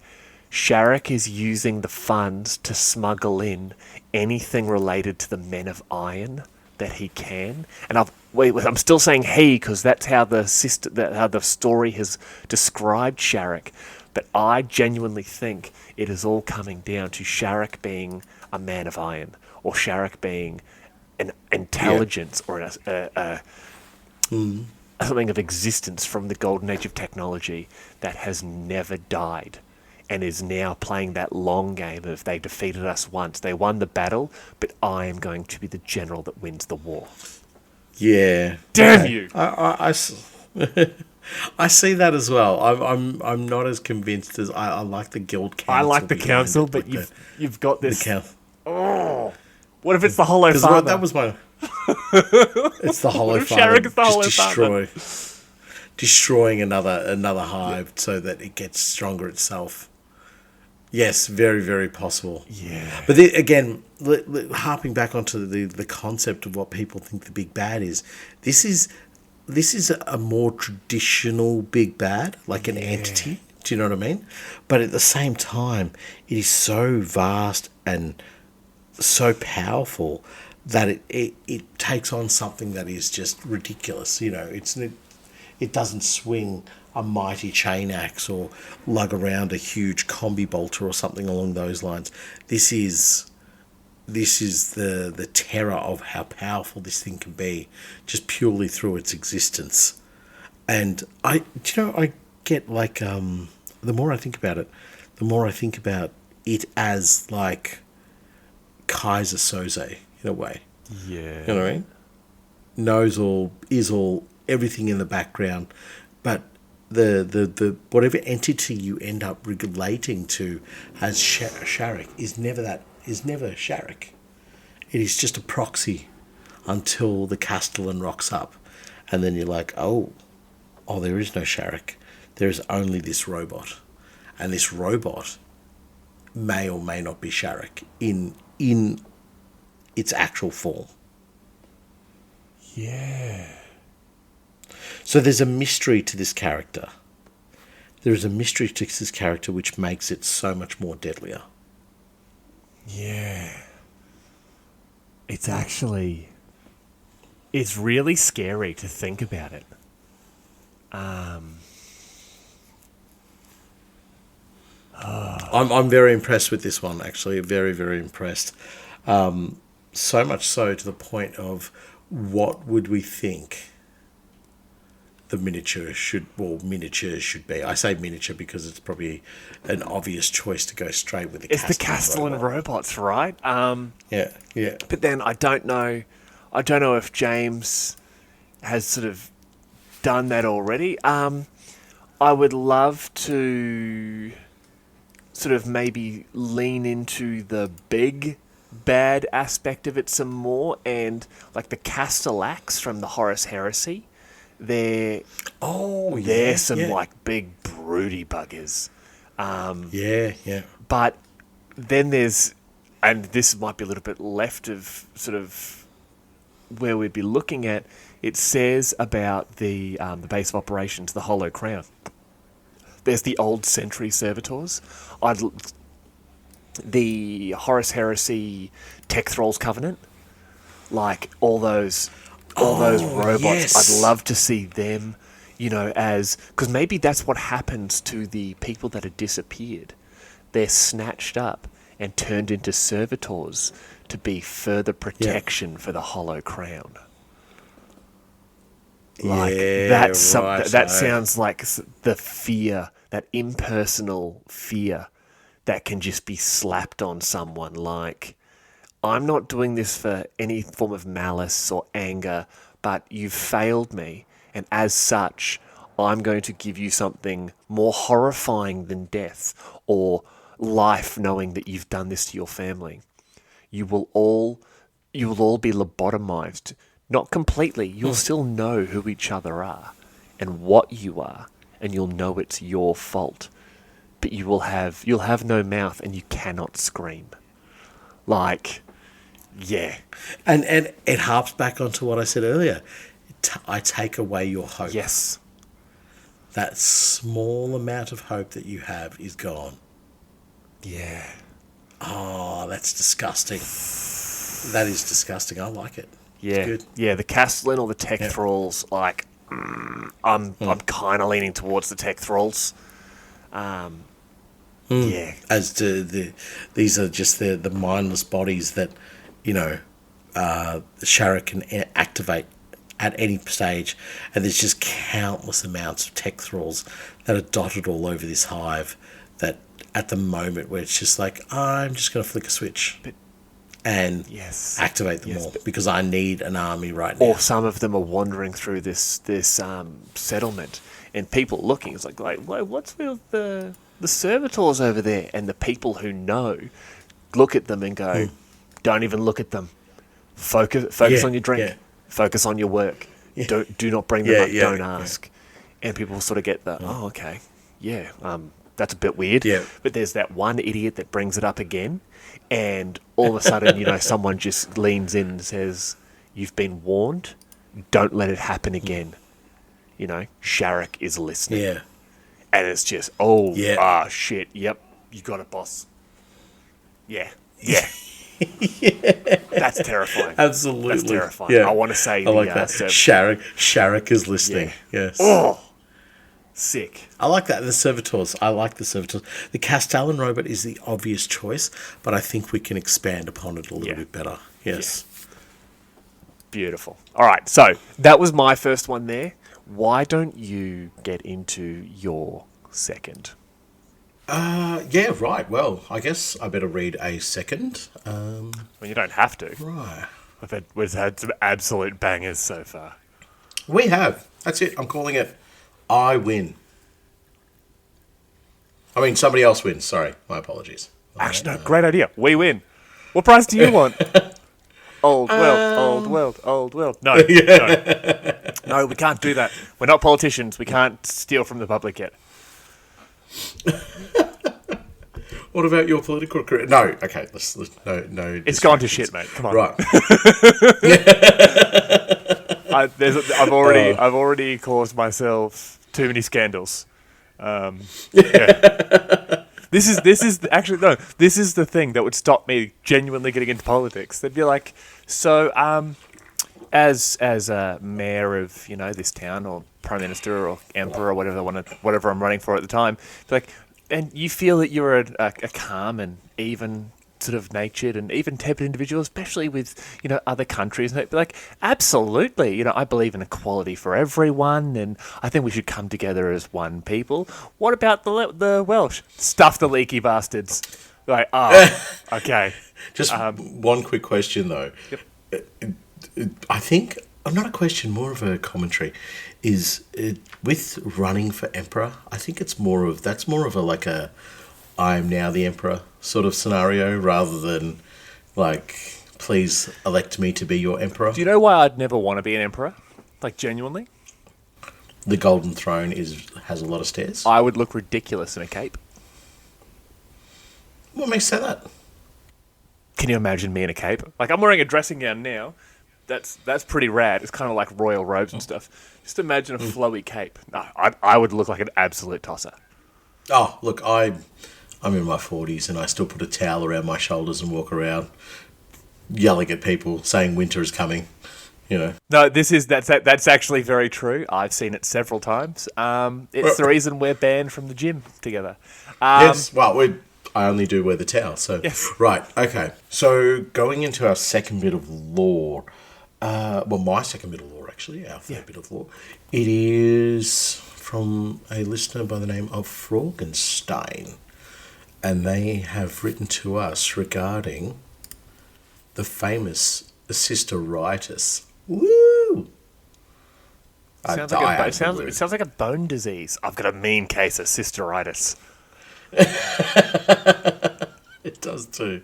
But this also has a description of cysteritis, Wrath of the Underhive, which is the same description of your bone disease. That's the Wrath of the Underhive, mate. Sorry about that. It does click in the winter. Yeah. Storm's coming. Anyway. I can feel it in my cysteritis. That's just this condition of the Underhive, the Wrath of the Underhive. Anyway, no. Yeah. This is a serious villain. Take cysteritis with a lot more seriousness, please. Okay. The Underhive of Lord Tertius was a place where law had long since rusted away, where justice came only in the form of violence.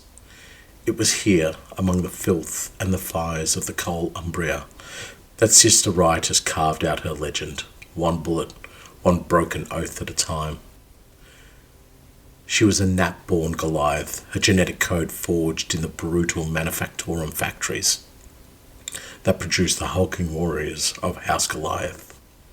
But she had never known their gangs, never taken the oaths of the forged temples. As an infant, she had been taken, stolen from her birth kin by a passing Adeptus Sororitas mission, a rare judgment that deemed her soul worthy saving. They raised her in the cold halls of a distant convent, hammering doctrine and faith into her as surely as they hammered steel into their bolter rounds. And for years she was one of them. She bore their armour, spoke their prayers, killed in the Emperor's name. But Sister Riotous, or Riot, as she had once been called, as she had called herself now, had never truly belonged. There had always been a fire in her, something raw and unfinished, something that chafed against the strictures of faith. She had seen the Emperor's light, but she had also seen the void between the stars, the spaces where no god watched and no law held sway. She wasn't a Goliath anymore, not truly, nor was she a Soritis. What she had become was something new, something forged from the ashes of both.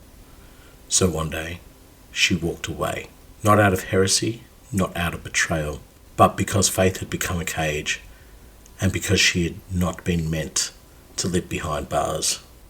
She returned to Necromunda, stepping off a rusted lander onto the choking industrial wastes of Hive Terratus. No orders, no mission, no master. Only a cause. Her cause. Now they call her Sister Riotous, and her name is spoken in fear and reverence across the Underhive. She does not serve the enforcers, nor the gangs, nor the guilds.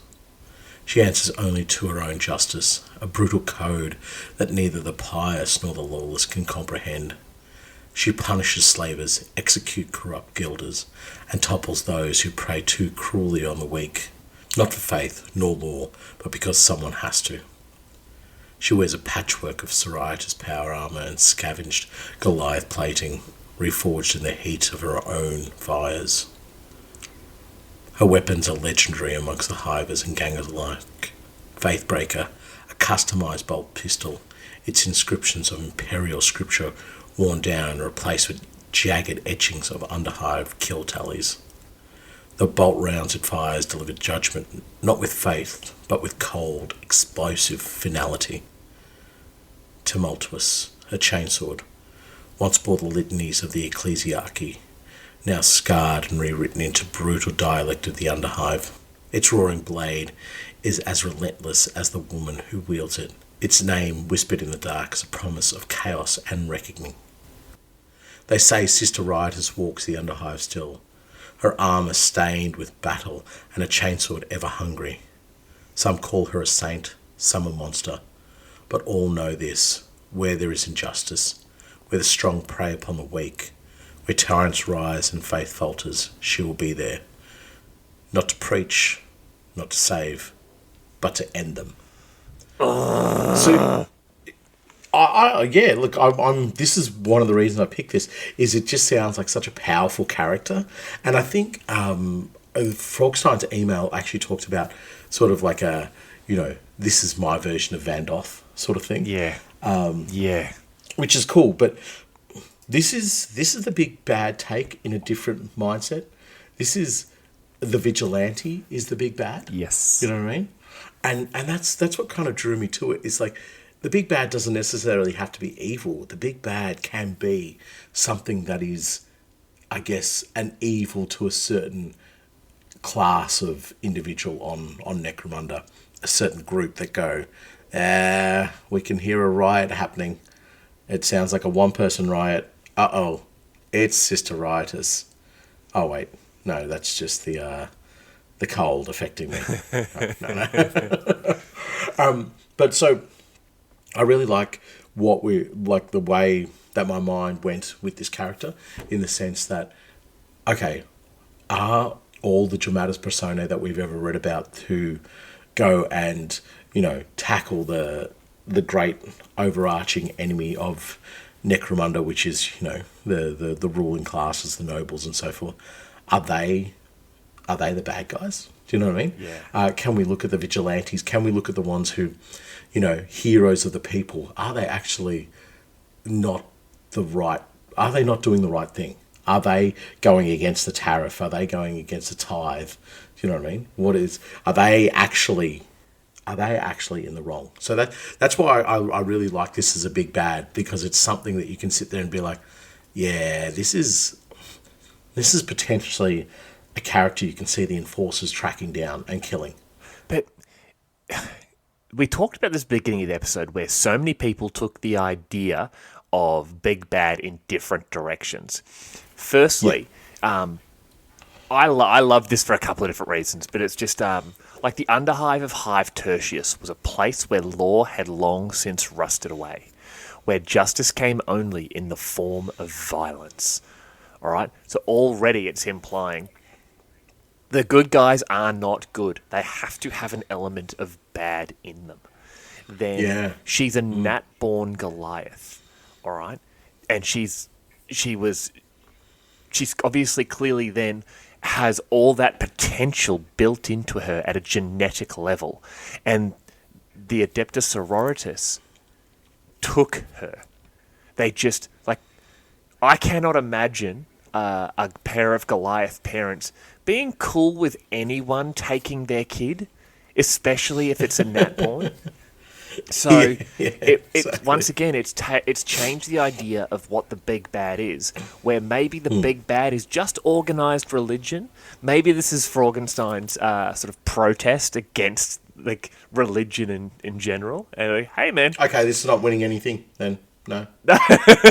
no, but it like I don't believe that is. But I love the fact that this is something that I don't think we've ever really touched on. Like, we've touched on a little bit with Crusader gangs and that sort of thing, but the concept of the natural power and ability and strength and dominance of a Goliath muscle mummy, and then you add that to, once again, the power, the confidence, the ability, the drive and determination of the Adeptus Sororitas.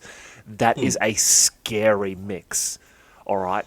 And then... Oh, 100%. So Frankenstein's already built that idea. Like, regular Sisters of Battle are terrifying. Can you imagine a Goliath muscle mummy Sister of Battle? Now, where Frankenstein's taken it to that next level is Riot has basically just gone, you know what? It says, I don't belong here. That's what I love about this. Yes. There is more to me than this. So she has taken the gear and equipment and training and, and everything that's been put into her by the Adeptus Sororitas and everything that was already there within her because she's a nat-born Goliath. And she just goes to ruin the day of anyone else. And that's where it says, Hive Tertius, the only justice comes in the form of violence. She has been born 99.9% there.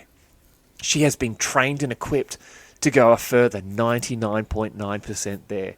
She is 199.8% violence.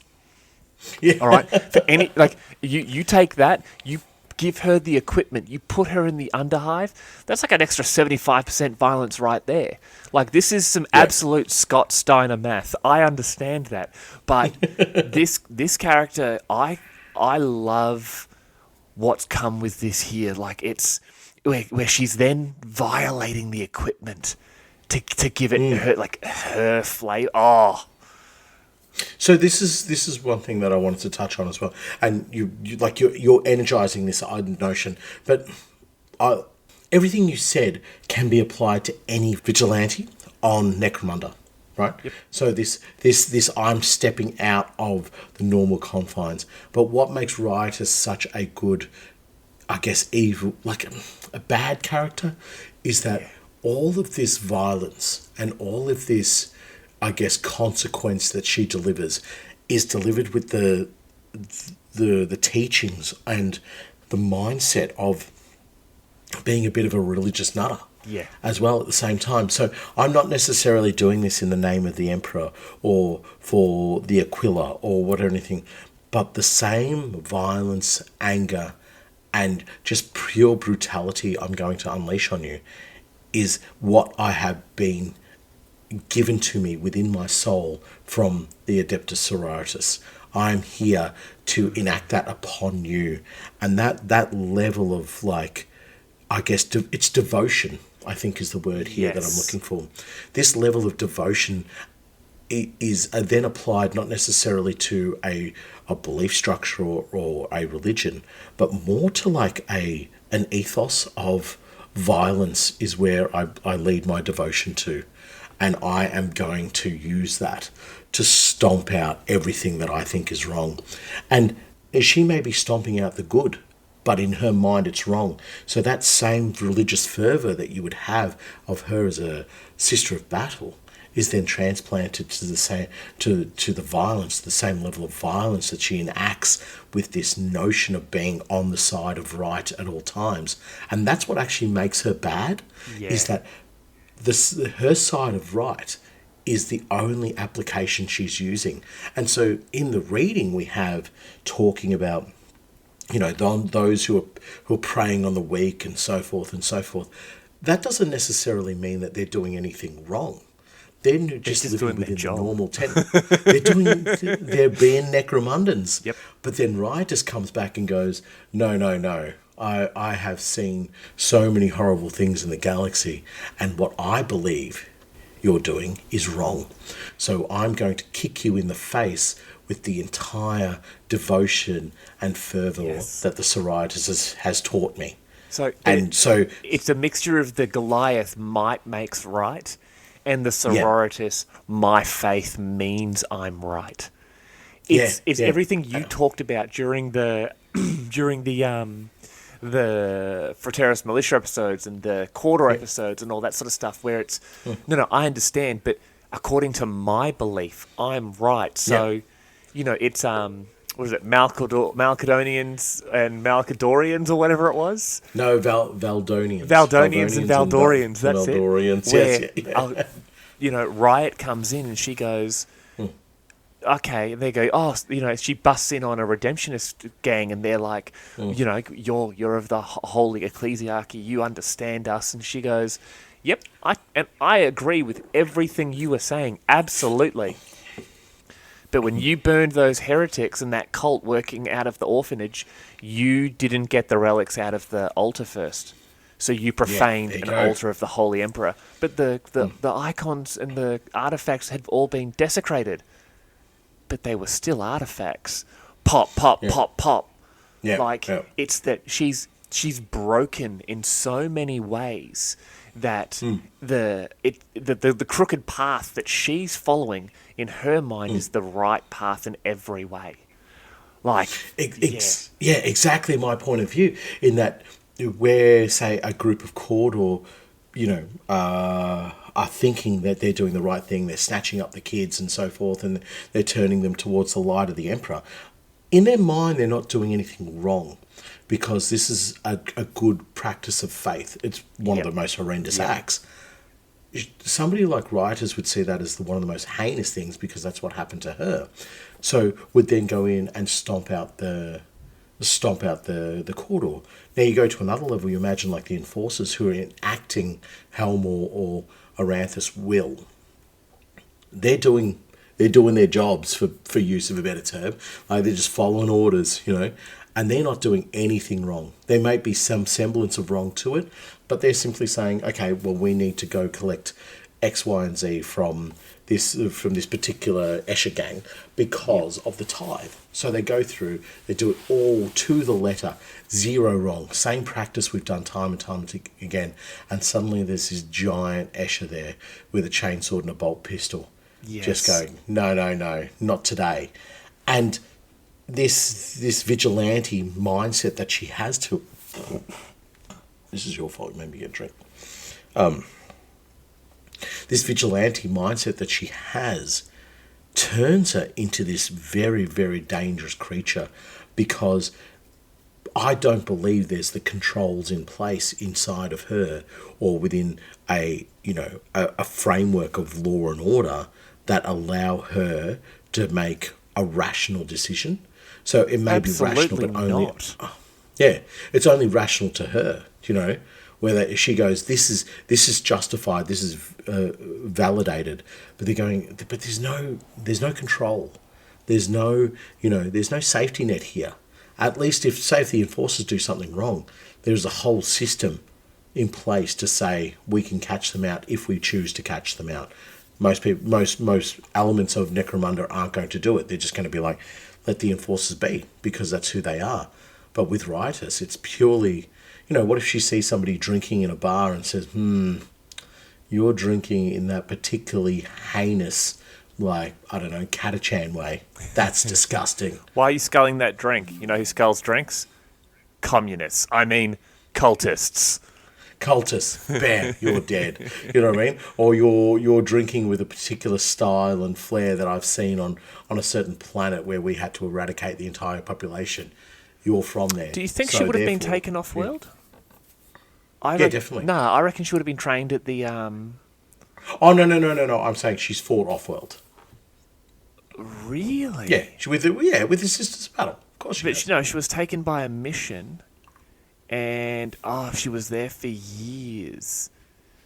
Okay, Just so pause you there for a think, second. you think she's been trained in, what is it? It's Temenos, isn't it? Yeah, the Terratus. the priory is in Hive Temenos, and No, it's in Temenos. Yeah. with the But then- Ecclesiarchy Temple and that, because there's a smaller one in Hive Primus, I'm pretty sure. Okay, no, I agree with you. She's probably seen time off world. Yeah, definitely. And so those things would have impacted her, and then her crayon brain kicks in as well because she is Goliath, and she just goes, "Ooh, I saw somebody not eat a crayon and use it for wall marking. Wrong. I'm going to kill them."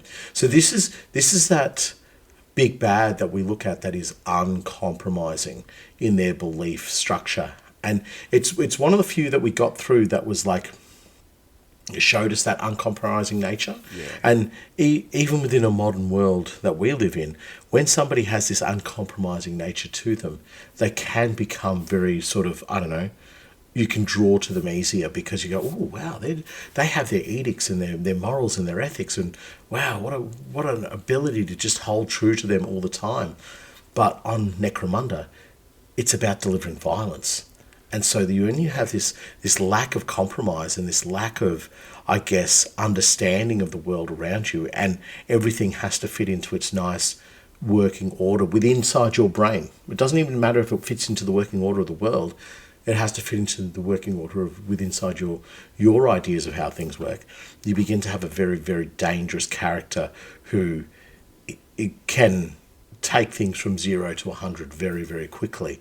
And then you add on top of that the training, the bulk, and the weapons, and suddenly you have this thing that you're just like, wow, this is an element and force of destruction. And so this is not the big bad in the sense that I am the puppet master controlling everything that's going on. I am I'm the power behind the scenes. This is the big bad that is in your face, absolute and total violence. Yeah. This is that that unimaginable amount of brutality that even on Necromunda is too much to handle. Oh, I love it. I also love the idea of Goliath sororitas. Like, just muscle mummies with the power of space Jesus. Like... Yeah, I was drawn to that as well, like a little offshoot to the big bad side of it. It's, why would you not? Why would you not be looking for Nat-born Goliaths to put into the sororitas or even into the guard? Just making these things happen. It's a scary idea to think that they can filter in. Now, when you're talking in army size, you'll probably never ever see them. Yeah, why would you not draw in these elements? And I get it. Like when we're talking 40k with armies that are 1,000, well, more than thousands, like tens of thousands, hundreds of thousands, potentially million-strong armies, a handful of Goliath in there are probably not going to be recognised. They'll probably just die in the first or second wave of something, or just probably die in transit. Who knows? Yeah.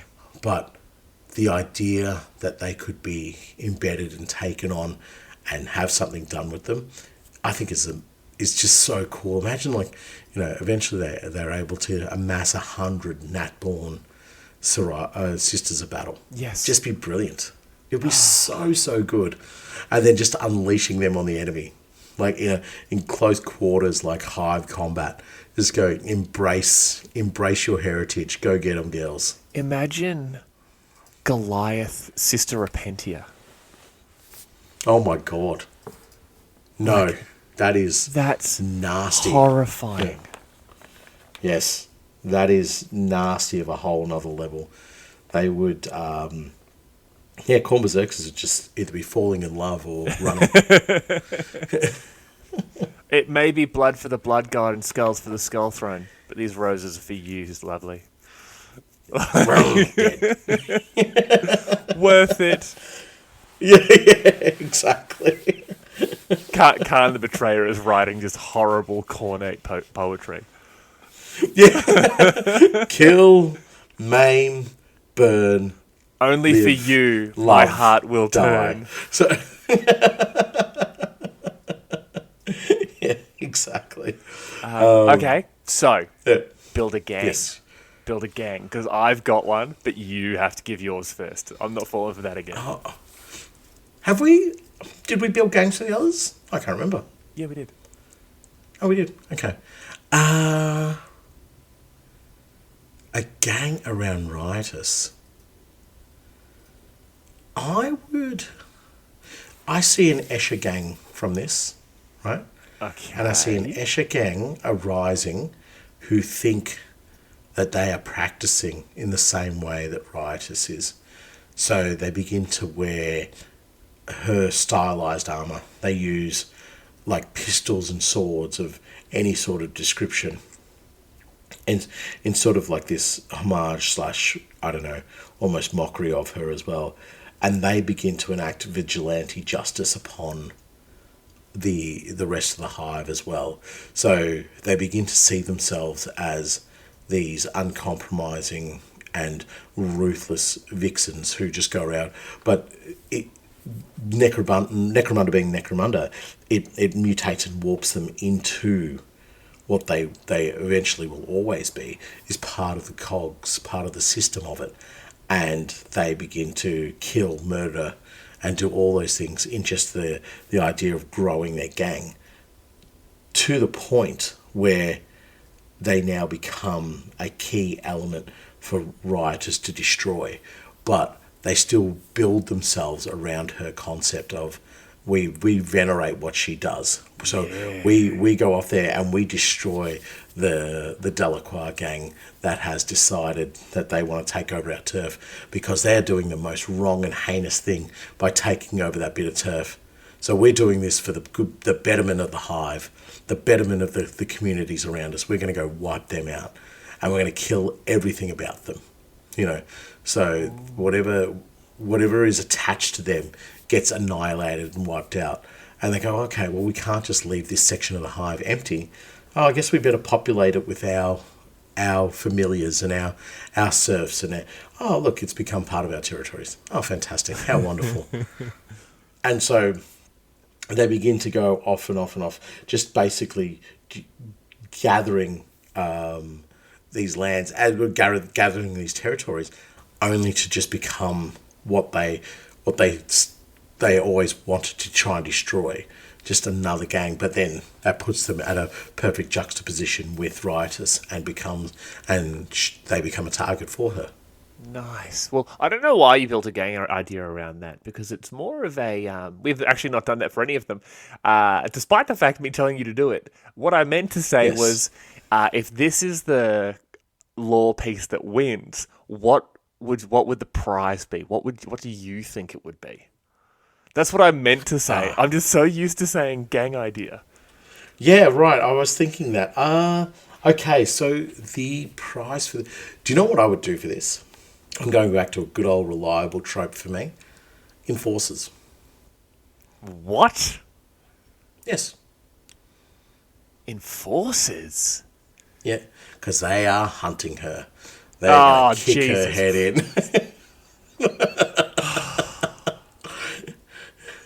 Yeah, I did that to myself. Fair enough. Okay, so you would do enforcers hunting her down. Okay. Of course. She's, as much as she is, I'm defending the weak. No, you're messing up the system. Us enforcers are the ones that enforce the law, not you. And we know what we want to let go through to the keeper, and the things that we're not going to abide by and going to stomp out and stop. So yeah, enforcers. Oh, actually, do you know what? Okay, I'm glad you've got a better idea. What do you mean better idea? It's a fantastic idea. Okay. Do you know what I would actually see? Spirers. You dick. Coming. You bag of dicks. Why? That's exactly what I was thinking. Already? Yep. I would see them coming to and hunting her because she would be such a trophy to get. You know what I mean? There's the reputation that they'd just be like, yes, we need to kill her. And every so often, every couple of seasons, she goes on the run because they come hunting for her, and she kills a couple of them, but mainly has to just, get out of Dodge because as tough as she is, taking on a Spira in the Underhive is like a very, very, very, very, very, very terrible decision. So, as I've experienced. yeah, my original idea was going to be a group of Spiras hunting her because she's basically just been going through Tertius and just ripping and tearing. And I'm like, yeah, send the Spiras, because what's going to take down a Goliath, slash Adeptus Sororitas delicious chocolate vanilla swirl of an ice cream? It's going to be Spiras. Yep. But no, you've ruined that idea for me. I'm actually going to give an entirely original idea. All right. So Enforcers, no. Kill Team Novitiates. All right. No, The Sisters of Battle Novitiates. They're actually sent from the Priory in Hive Temenos to hunt Sister Riotus. All right. Because they need to bring back the gear that she stole from them. So she has the Patchwork Sororitas power armor, right? That belongs to the church. She has the pistol, Faithbreaker. The inscriptions of Imperial Scripture have been worn down and replaced with jagged etchings and of Underhive kill tallies. She's literally desecrating the property of the church. Okay? And Tumultuous, her chainsword, once bore the litanies of the ecclesiarchy, now scarred and rewritten in the brutal dialect of the Underhive. They're hunting her to kill her as an example, but they want to take back the property of the church, back to Hive Temenos, to present back to the Priory of, I think is the Sister of the Bloody Rose, or... I believe it's Bloody Rose, Bloody Rose, or, I don't know. It's a birthday show. Send us a correction. Yeah, send us a correction. We're fine.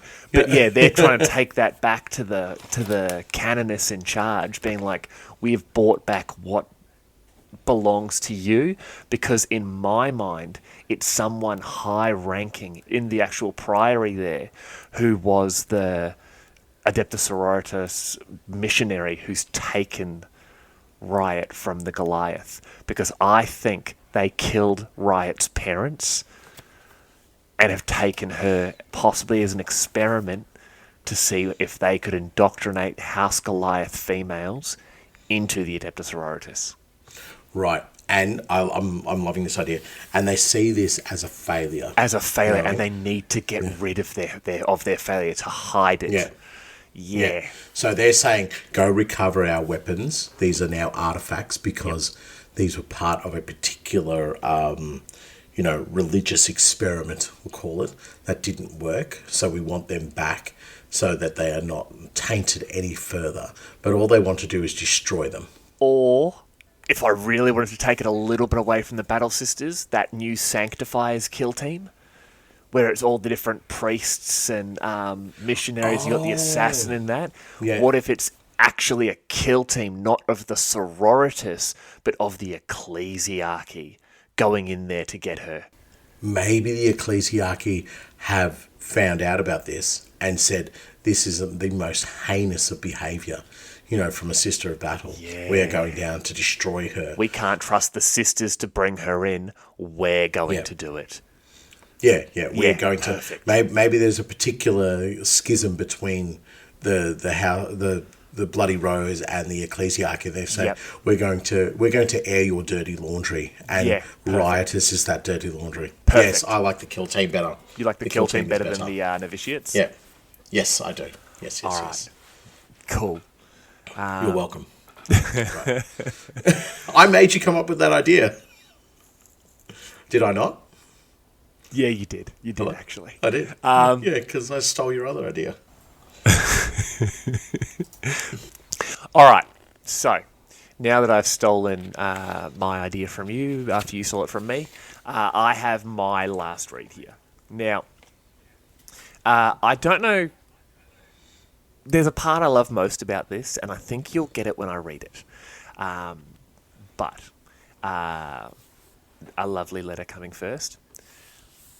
Hi, Sam, and also your sidekick. Here is my entry for the Big Bad Listener Law competition. It doesn't say sidekick. Sorry, I can see what you're... It says lesser co-host. This is the origins of Margrot, the mastermind behind my ongoing campaign setting, Plague Haven. I like to run multiplayer scenarios that involve players choosing whether to side with or against Margrot and her scheme to rejuvenate the ash wastes. I really enjoyed writing it, so I hope you enjoy reading it. Thanks for all the hours of great content. I love you, Spam. Tom. I did take some liberties with the letter. I apologise, Tom. But this part's great. Ready? Ominous music sting. Margrot. She shuffled through the gates of the small, dust-blown cluster of ramshackle hovels. No greeting was made. No alarms sounded. No other noise was heard but for the gentle sound of dry wind fidgeting its way between empty buildings. Sullenly, she began to meander through the settlement in search of scraps of food, water, or anything useful to aid her in her seemingly never-ending quest to just stay alive. It was clear that there were no living souls left in this old town. There never were. Just the leavings and detritus of long-lost communities. Some were clearly old gang strongholds or trading camps. Some were the shells of where people gathered just to try and seek comfort in the presence of others. All gone now. She had lost count of just how many settlements she had come across out here in the lifeless wastes, forever skimming the surface of starvation and thirst, never so much as glimpsing another living soul. She had forgotten how she got here. Maybe she'd always been here. But one thing was abundantly clear. It had not always been like this. She had seen plenty of signs that there had once been great life in this place. It may have even once been verdant and plentiful, where the gifts of a glorious garden had kept everyone and everything in comfort, free of pain and scarcity. At least, that's where she had wished. The thought of it gave her hope that she would one day find a world like that again. Maybe if she just kept going, there it would be, over the next sand dune. As much as it imbued her soul with a faint glimmer of hope, it was also a source of true sadness for the perceived loss of a time gone by. Ducking into the nearest haphazard sheet metal structure, she began rifling through the left-behind scraps of what must have been a small family, judging by the circle of worn spaces around an old fire pit and the tattered remains of a child's toy in the shape of some cat-like creature she did not recognize.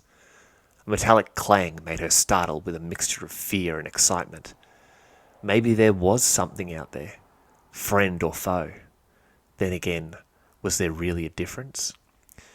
Peering through a gap in the hablock wall, she saw an empty can clattering against the next hovel along, having tumbled along in the ashy gusts outside. She was alone. She always had been, and had to move on. Bracing against the winds, squinting through the dusty haze, she trudged along, hunger burning in her gut and parched lips cracking, climbing a gentle upward slope, trusting that eventually she would reach the top and begin the less arduous descent. As the ground began to level out, the gales died down momentarily, revealing a distant spike jutting out of the ground, like a beacon catching her eye, like nothing she'd ever seen before. As quickly as it was revealed, the wasteland blizzard obscured it again from view. Suddenly, she could think of nothing else. It was calling out to her through the lifeless, nothing all around, and she had to reach it. If for no other reason than it may offer some goal to aim for. Just pausing here. Already I'm imagining it's the McDonald's Golden Arches, and she just really wants a Happy Meal. Yeah, she's like, oh man, I just really wanted a McRib. Like, I only get that like once a year, and it's been like 10,000 years since I've had one. She gets there. I'll have 2 McFlurries, thanks. The ice cream machine's not working. Sorry. Anyway, back to the read. Yeah. On she went, day after day, occasionally catching snippets of the great spire piercing the storm, or whenever the gales abated for a few moments at a time, always getting closer, closer, a newfound fortitude within her spurring ahead. At last, she made it to the enormous structure, something that dwarfed anything she'd ever laid her world-weary eyes on. Worming her way inside, she was engulfed in a miasma of yet never experienced sensations. Compared to the arid wasteland air she knew, the air here was still and turgid, pulsating with a steady rhythm that invigorated her old bones and seemed to soak into her desiccated flesh. Delving deeper into the bowels of this mysterious place, she came across something that took her breath away. A person. A corpse, but a person nonetheless. She furtively approached and gasped again when she saw this lifeless husk was in fact not at all lifeless, but had become something far greater. A bountiful oasis of renewed life. Bacteria, fungi, insect larvae, all had made this vessel their home, and all had flourished. She was captivated by the fecundity of what she was witnessing.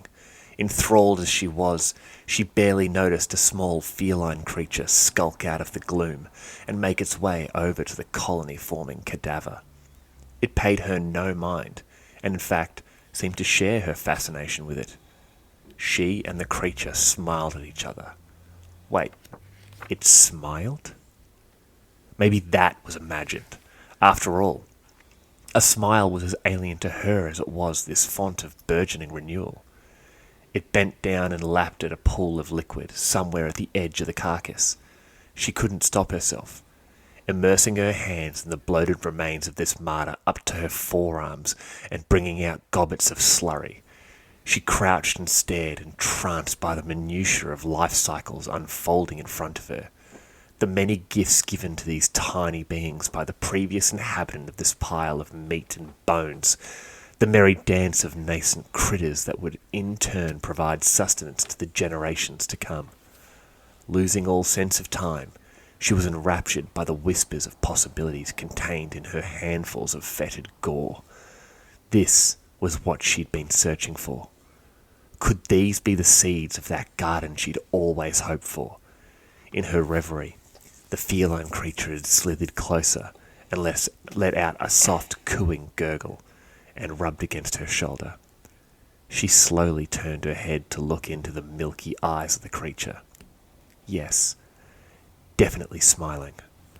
Then, with the effort of opening an ancient rusty iron door, she croaked, "We have work to do."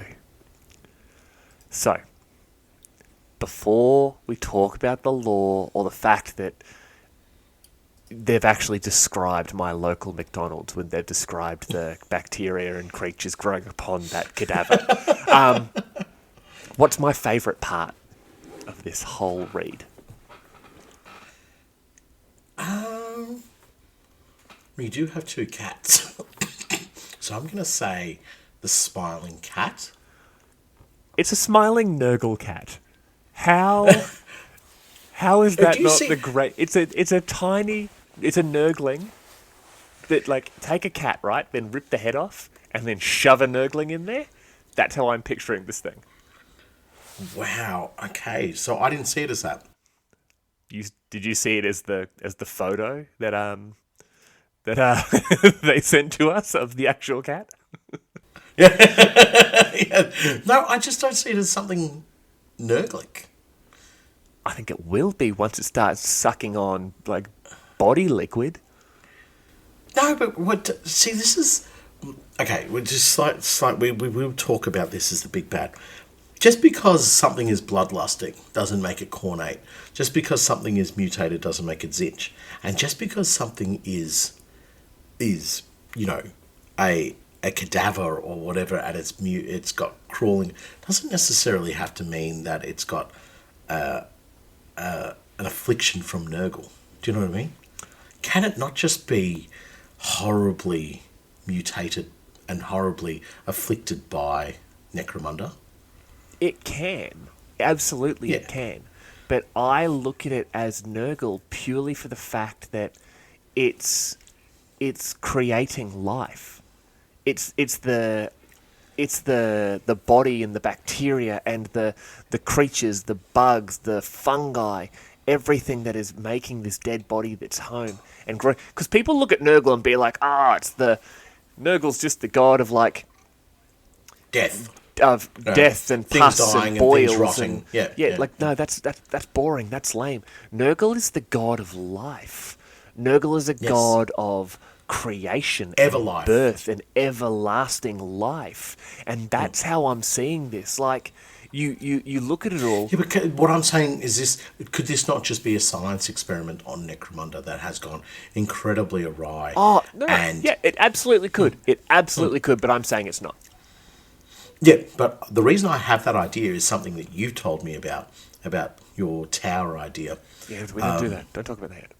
I know, we're not going to talk about it. But ever since we talked about that, whenever, especially when it comes to Necromunda, I'm like, does it have to be a chaos god?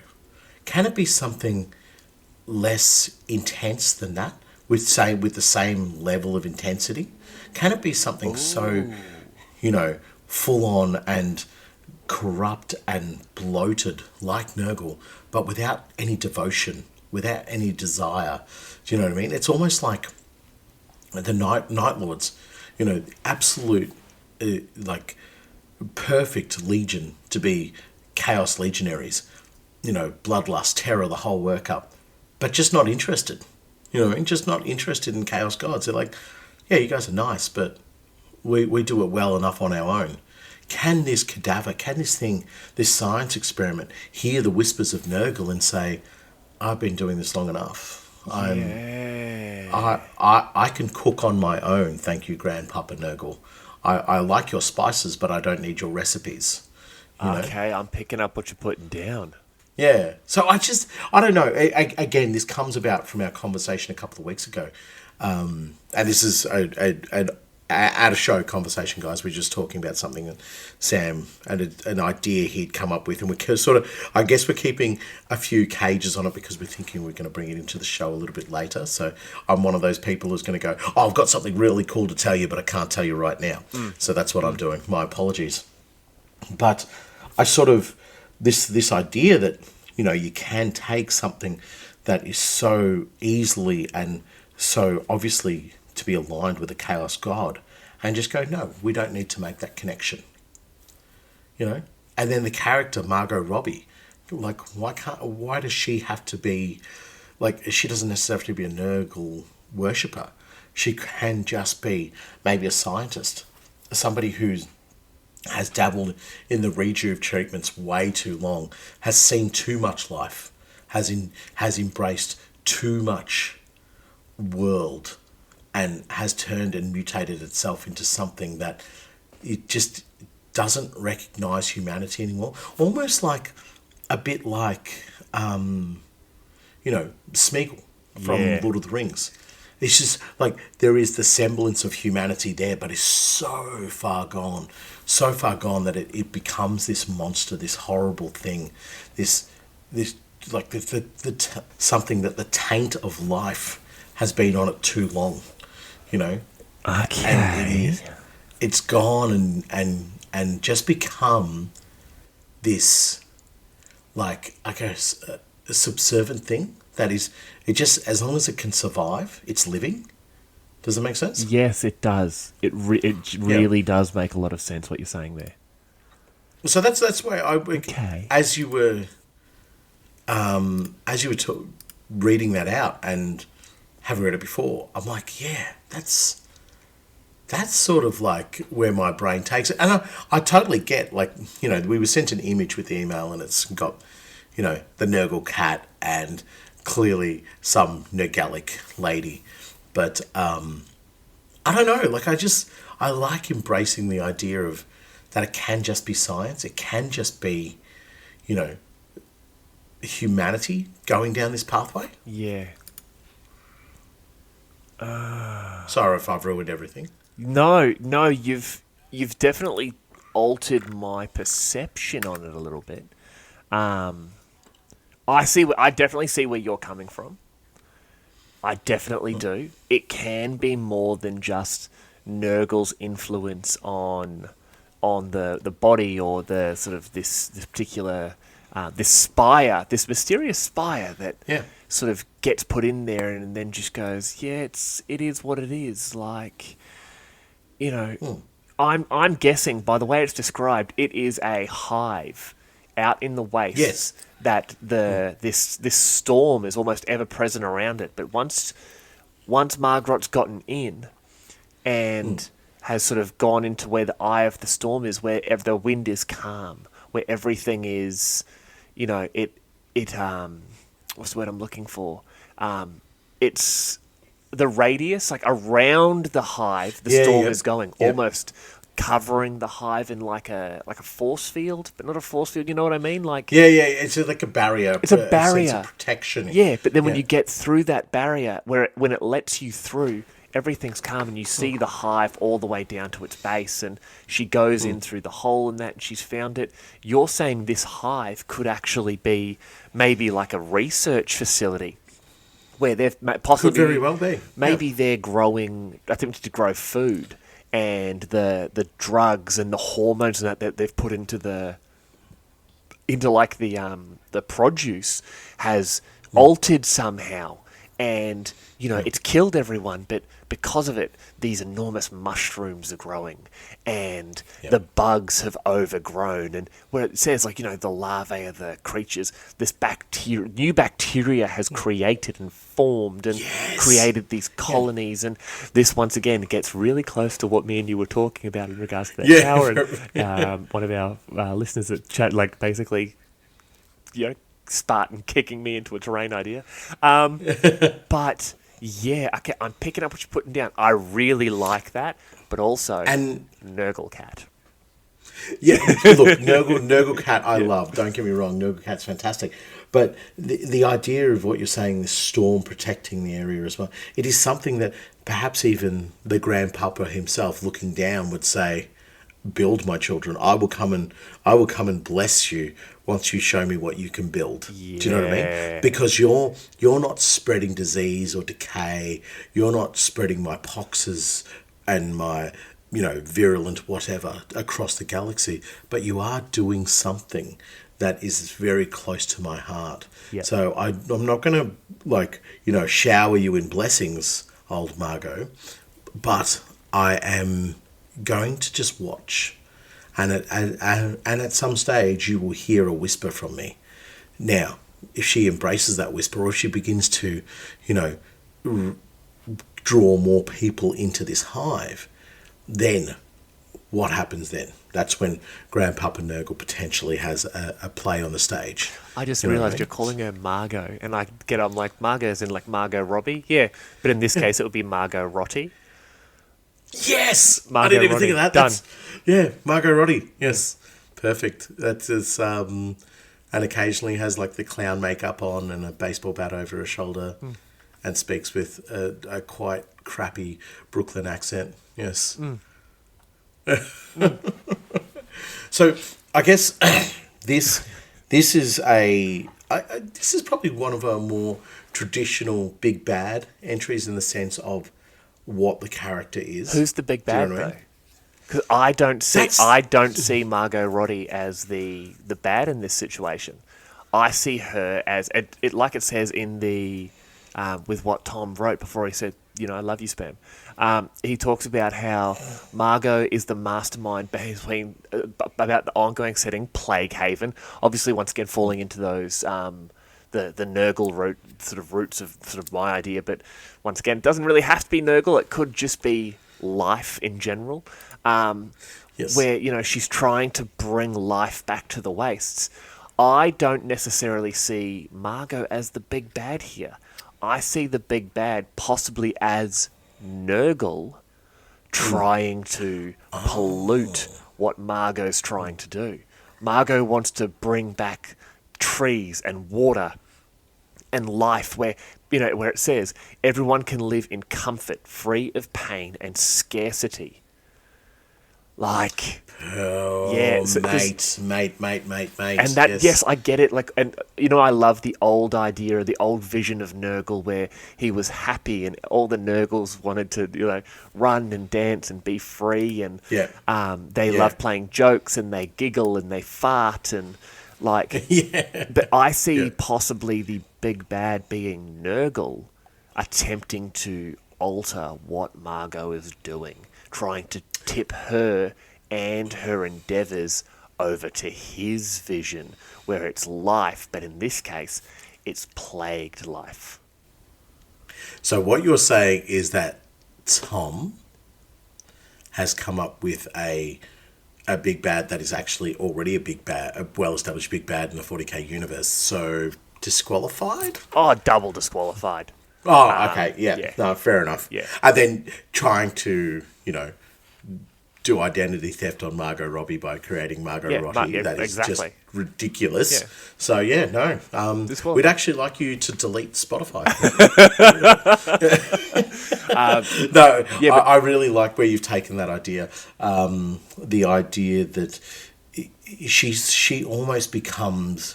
Do you know she becomes the big bad for Nurgle? Yeah. In the sense that she is doing his work, but in a different, just in like a parallel, not of I'm trying to create life that is so perfect and uncorruptible or incorruptible, but I'm trying to create so that we don't have to suffer. Correct, yeah. And that might mean that you have little maggots constantly eating away at your dead flesh, but you're not suffering. You're not going to lose that limb. You're not going to grow a tentacle out of your eyeball or anything like that. You're not going to be corrupted, mutated, whatever the case might be. But you also won't suffer. You may not, to the local witch hunter, you're going to look like the most horrendous thing that should be burnt 3 times over and then put into hot lava. But the reality of the situation is that you are a normal human being for all, I guess, sense and purposes. It's just that you are very different looking, but you don't suffer and you don't want for anything, and you live in a hive where you're capable of maintaining your life without the violence and the ongoing, like, I guess, struggle of Necromunda.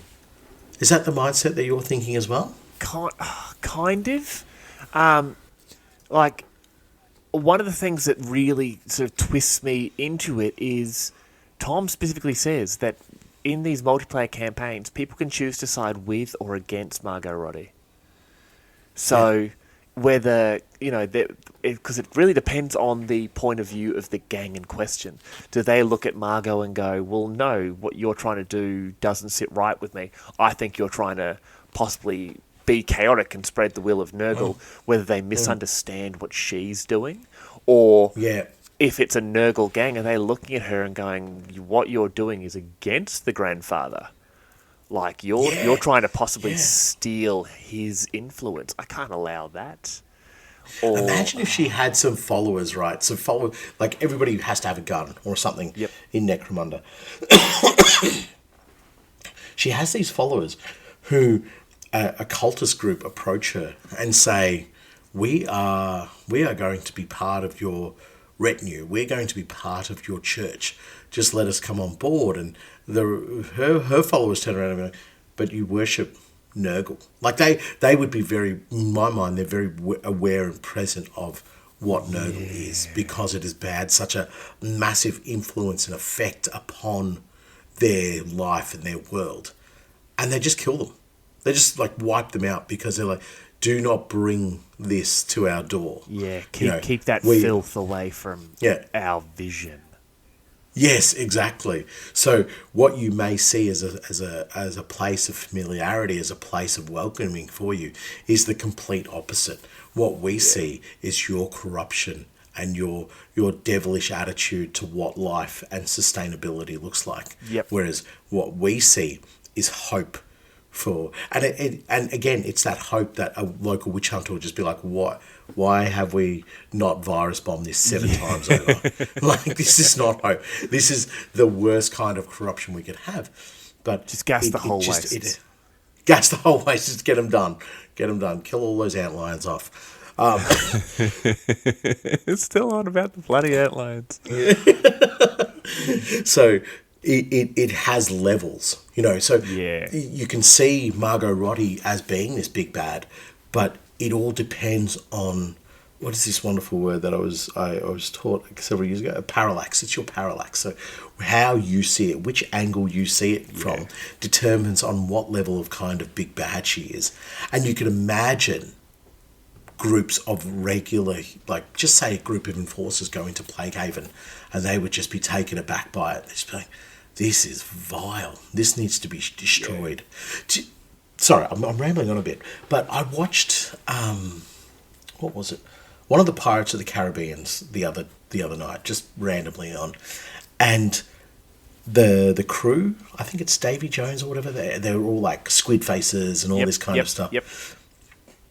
Once the revulsion is done, once the humans around them are like, oh, what the hell is that? There's just this acceptance of Hammerhead guy, of Barnacle face, of, squid face. There becomes this just, oh, that's just the captain of that ship. Do you know what I mean? And that's the way I could see it. Like, if this group of enforcers went there, they went, that's mushroom nose and mushroom arm and mushroom feet. Just quickly, hammerhead face, barnacle face, squid nose, mushroom face are actually all members of a very popular Welsh boy band. But they're considered quite good looking in that country. The Leaky Pete's, they're called. Yeah.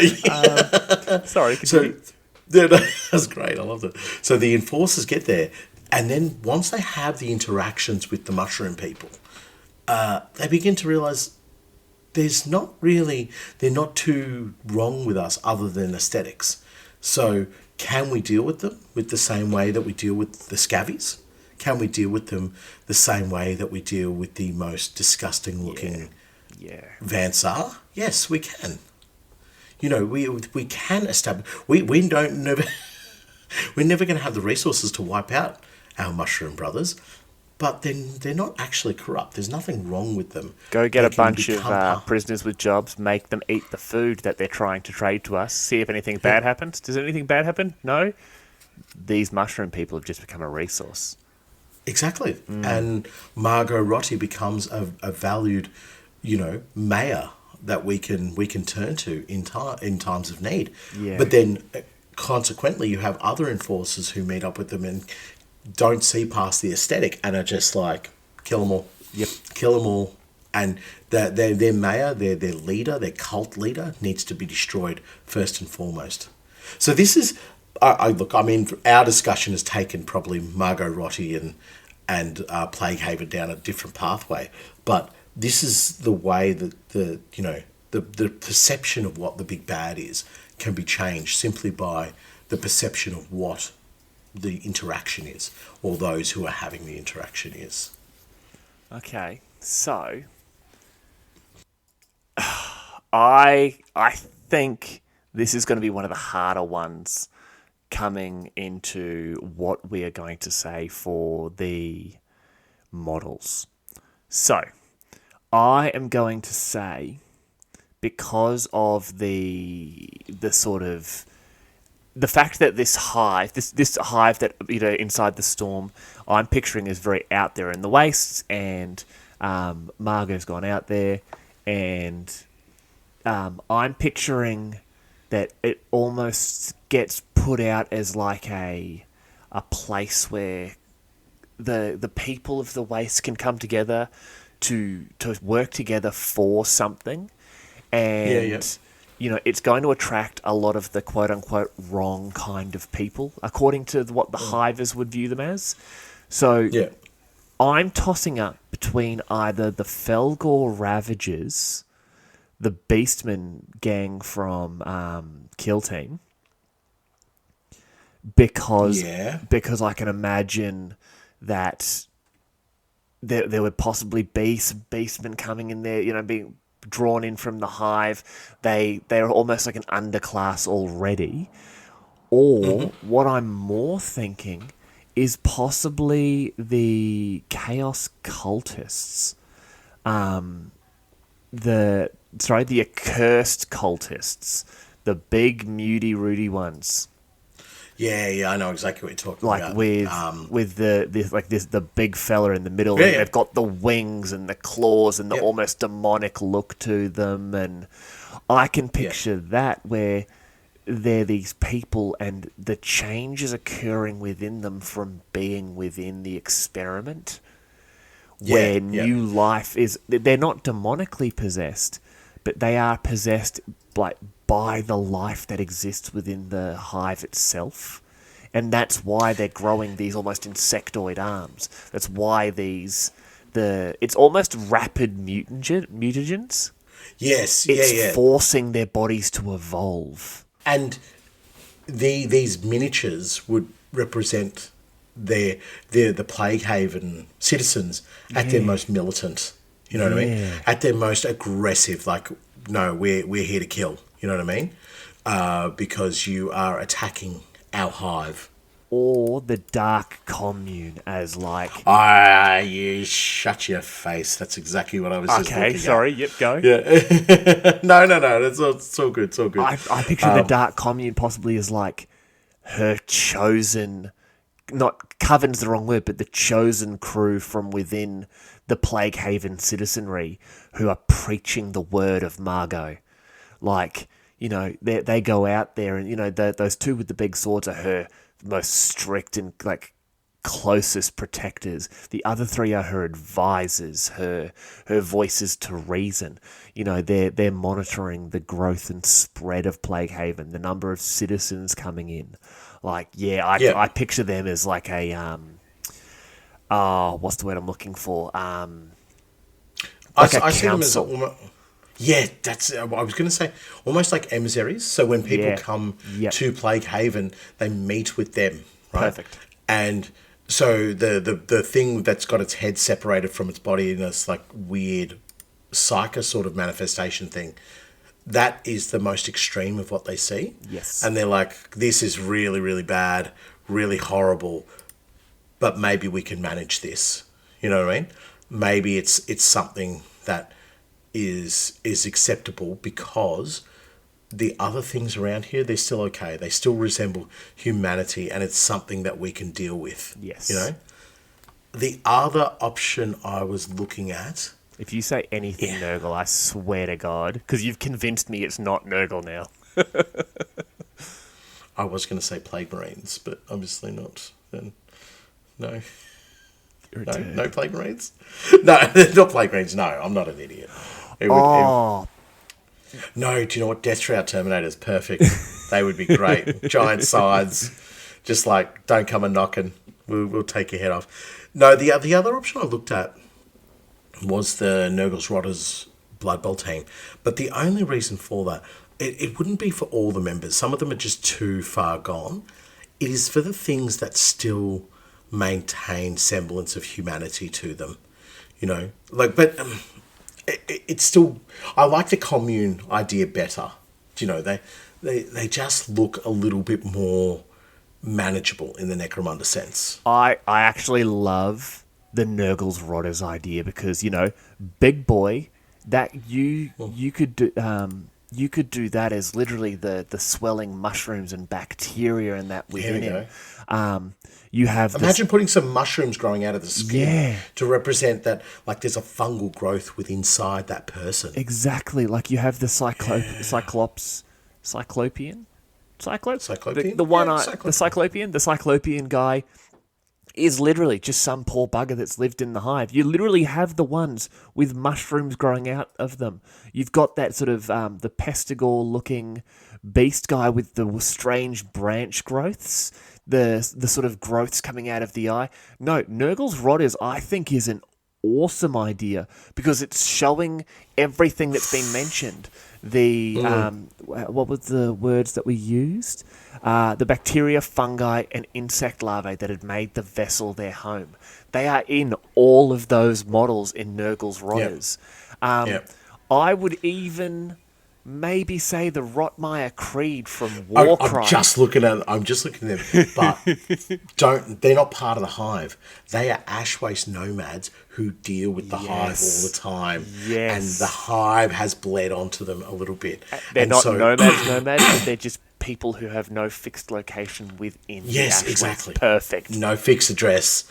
They would be really cool within this. So they deal with the hive. They're almost like, when they go to other hives, they're like, oh, you guys look a bit messed up, but you still have good weaponry and you still are able to fight. And what's going on? They're like, we deal with Plague Haven. And people are like, Plague Haven? You would know it as Plagu Havian. Plagu Havan. Oh, right. Plagu Havan. Done. The less intimidating name. Yep. So, yeah, they would then deal with these nomads and say, okay, well, how do we get there? Come join us. A couple of those Rotmeier Creed have blowguns. You'd run them as like needle pistols. Perfect. Oh, Dude. my Lord, that would be perfect. I change everything. It's either the Rotmeier Creed or the Nurgle's Rotters. Do you know what? I want to say the Rotters because I don't know where I'm getting this fixation, but I see Plagu Haven as like a peaceful place. Yes. It's about life and growth and peace and sustenance and everyone being able to be there. And you are. I've got to say because that shows their citizens. Yeah. You've angered our citizens, so we've switched the fungal juice up to maximum fungal implantation into us, and now we're ready to fight you. But genuinely speaking, we're a peaceful community. Come and join us. Come and be part of us. And there are people who have grown into the walls, but they like it. Chat to them. They're like information terminals that just don't stop screaming. Yeah. If you want to know where the Screaming Plaza is, ask them. They'll tell you. You'll just have to take a while to discern exactly how to get there. But, right. I really like this. I mean, okay, yes, fair play, Tom. You're probably going to email us and be like, God damn you for taking my idea and twisting it in a way that doesn't actually make sense. It's obviously Nurgle. What is wrong with you? Plagu Havan does not need your negativity, Thomas. Yes, exactly. And now old Margot Robbie Margot Rotti is not happy with you either, Tom. You've done this to yourself. So, right. I really like that one. It's I'm saying I really like it. It's like I'm patting us on the back for like twisting the idea. I'm like, what a bunch of genius blokes we are. Yeah. Like, now, bunch of flogs. Here's the fun part. And so, someone messaged me. It's just like, for your birthday, you're just going to read a bunch of things and then just give everyone for one prizes again. No, because that cost us a fortune. So, Nathan, Samuel. as the main host and you as my beloved and favourite co-host, I'm going to let you pick the winner from all four of them. Well, you're not the winner. And because I have to constantly put up with your naysaying of me, I'm the winner. How do you like them apples?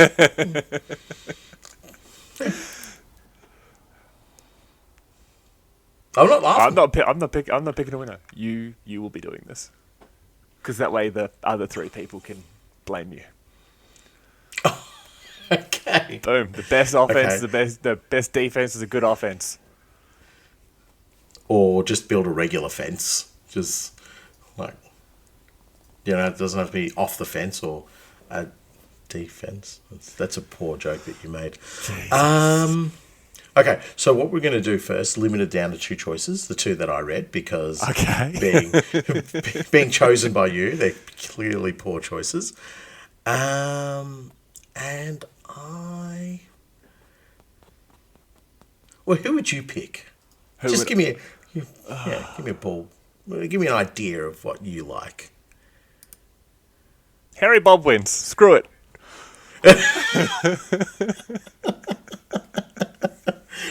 Don't make us feel stuff this many years on and then not expect to win. Yeah. Jerk. No, do you know what? I don't even want your input on this. Okay. What's our budget? What's our budget? Is it one box?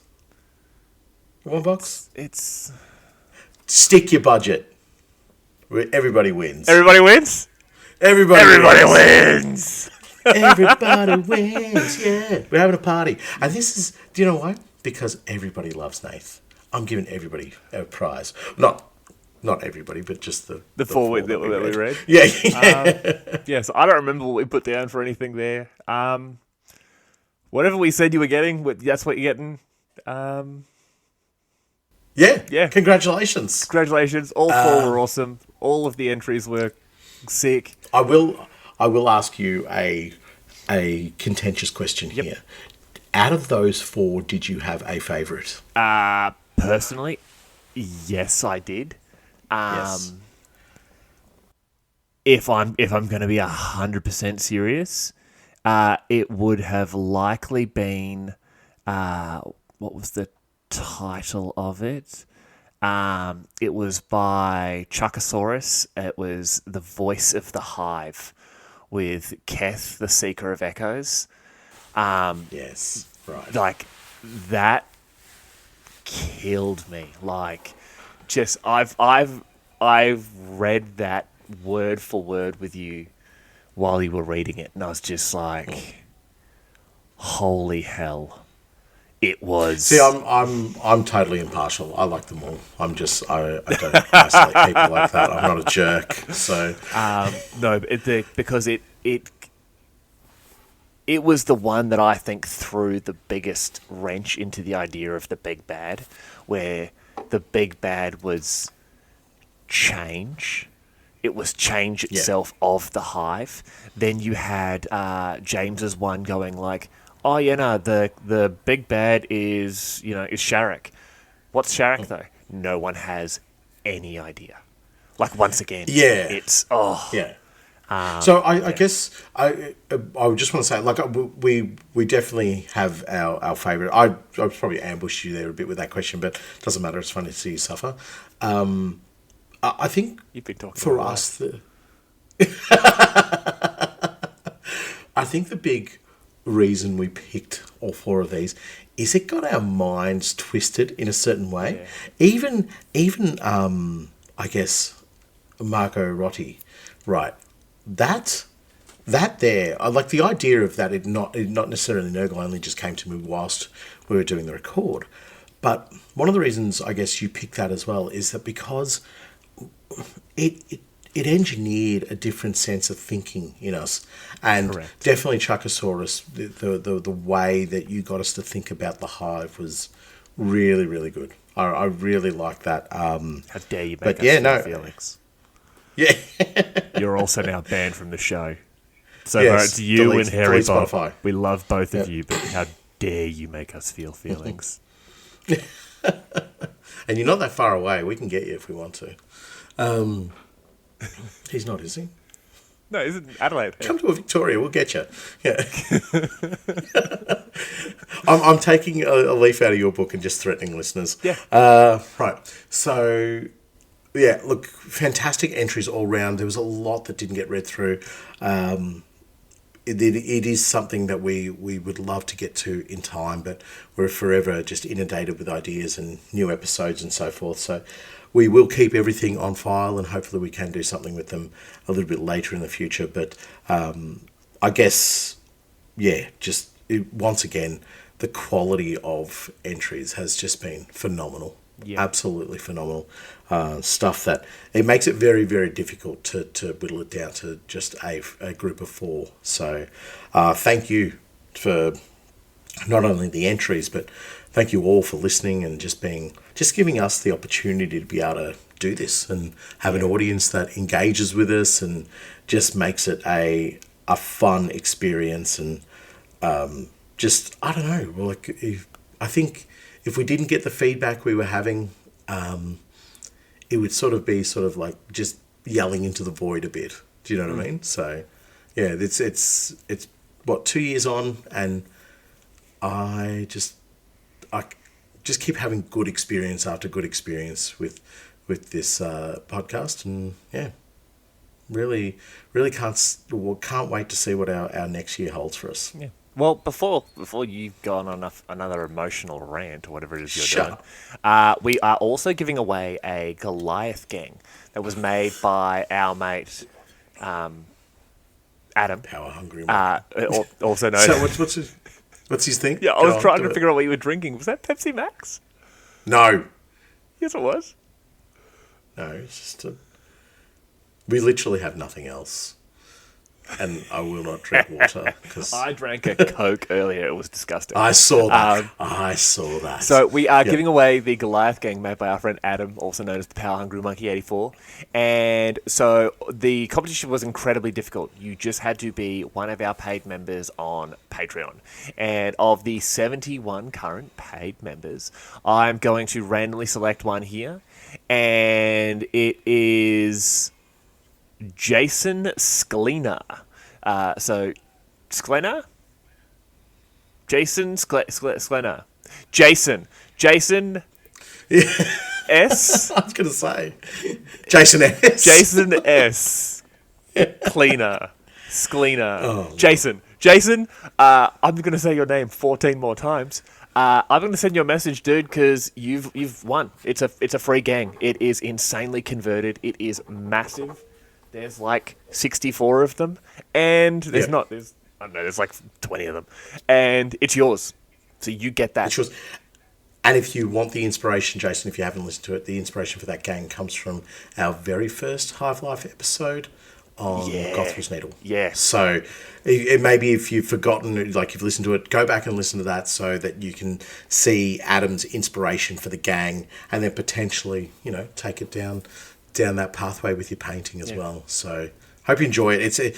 I have gotten models off Adam before in the past, and they're just beautiful. He's disgusting. The attention to detail is just incredible. If you haven't seen his Instagram, get across there and have a look. We'll probably link it in the show notes. No.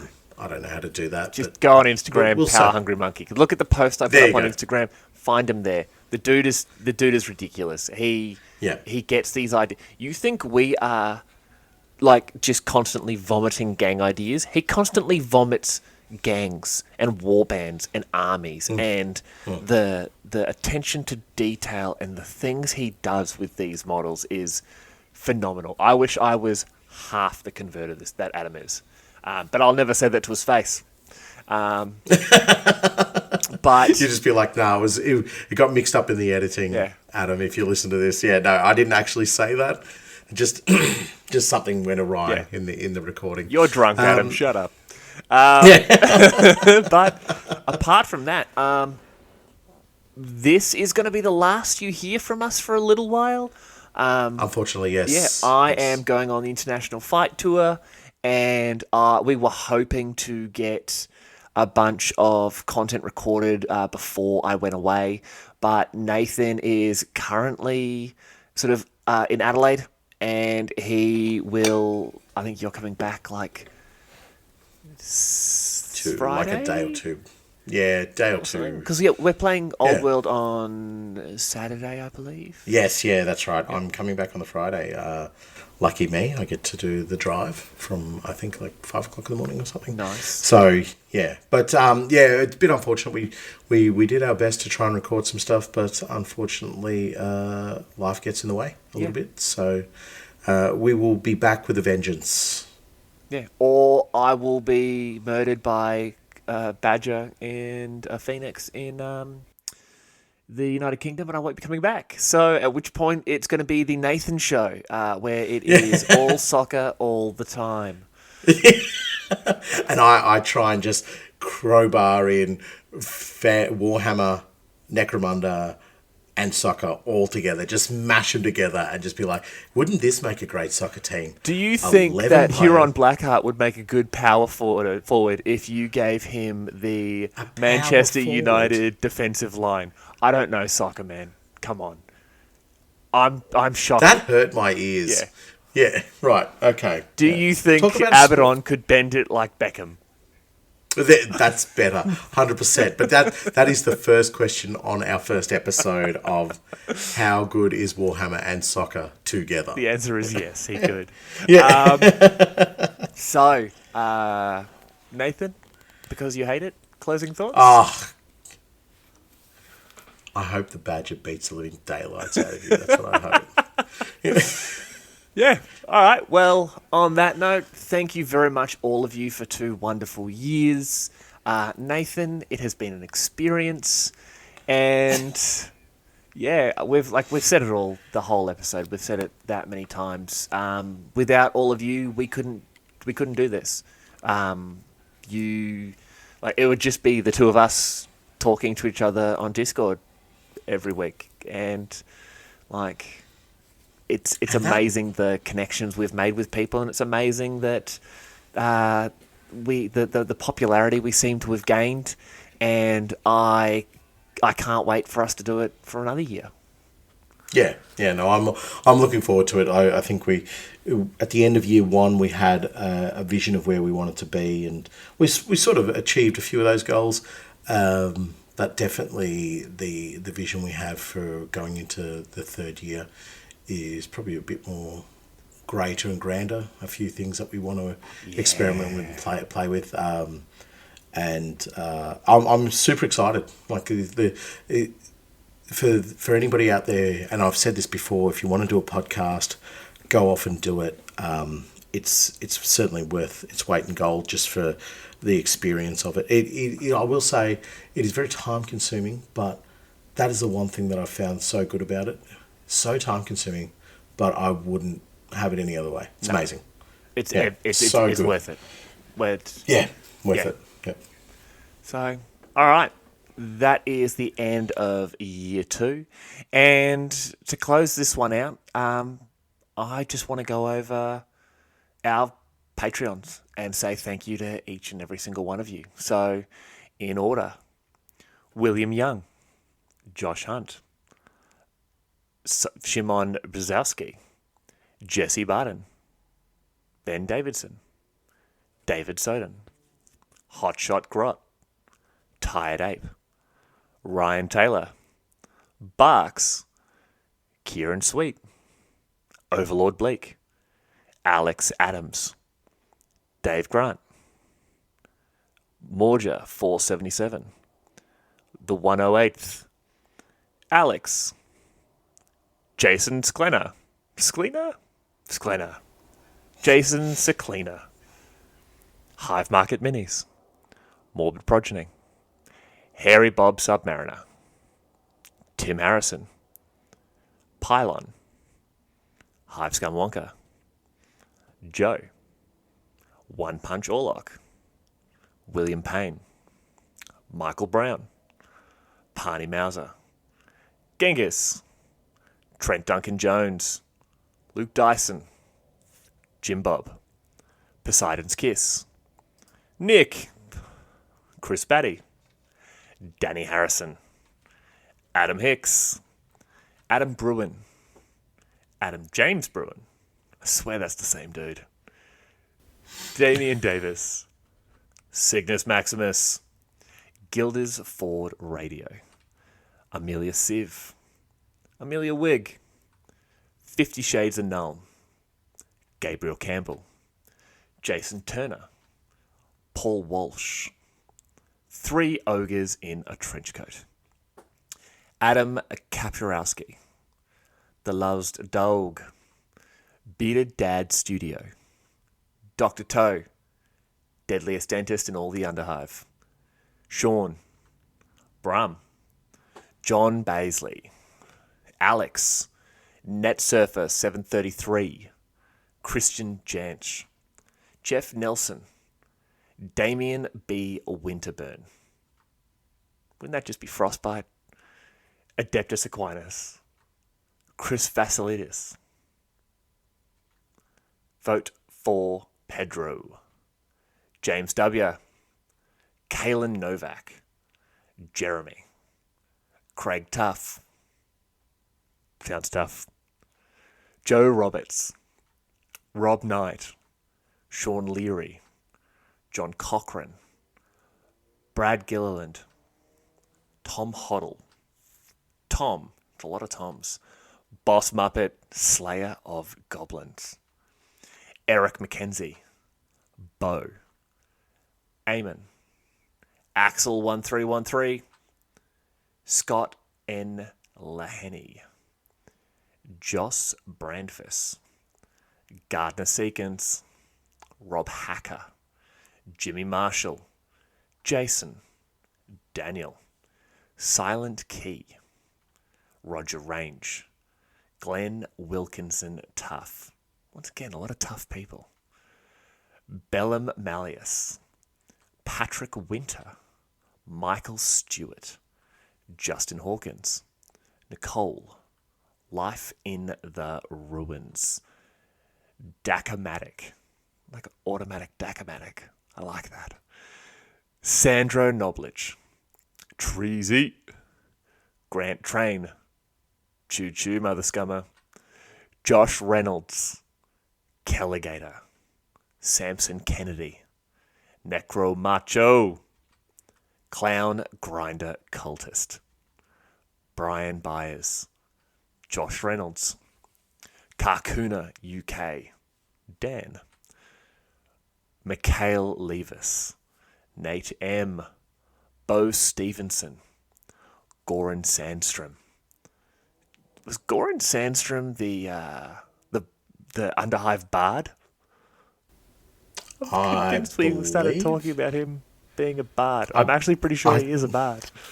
Yes. James the Weak, Whispering Fog, Mike Stewart, Ed Strickland, Martin Moser, Stuart Wicks, Joe Bates, Matthew David, Tom Davies. It's like 19 Toms. Hive Builder, all capitals. Jordan from Great Scott Hobbies. Jonathan Blake, Lloyd Goldsmith, Chad Buttman, Simon Westlake, Alfonso the Traitor, Alfonso the Traitor, Alfonso the Traitor, Alistair Z, From Somewhere, War Gamma in the Dark, Philippe Sampson, Tad Mercer, that sounds like a supervillain, Clayton Curry, Alex Hart, More Skull, Matty Pugh, Ivan Bragg, try again Bragg, oh, I made myself sad, Dean Richards, Perp, Daniel Smith, Bob Stain, Guillermo Castaneda, Charles Grant, Everett David Bradshaw. That sounds like a Southern United States senator or a professional wrestler's alter ego. Ian Sinnott. Yes. Ashley Kaufman. Josh Penfold. Matt Cook. Matthew Barron. Dean Richards. Dr. Fishy No. Triple Whammy. Dan S. Family Geek. Tuka Kaikinen, Vermin, once again, all caps. Procrastinated Painting. Alfonso the Traitor. Painting Pieman. Ian Nichols. Yari. Guka Minis. DC Liska. Will. Dusty Cousins. Mike Bright. Also the Spytreon. David Lindsay, Fabio F, Mike Wright, Kenzie,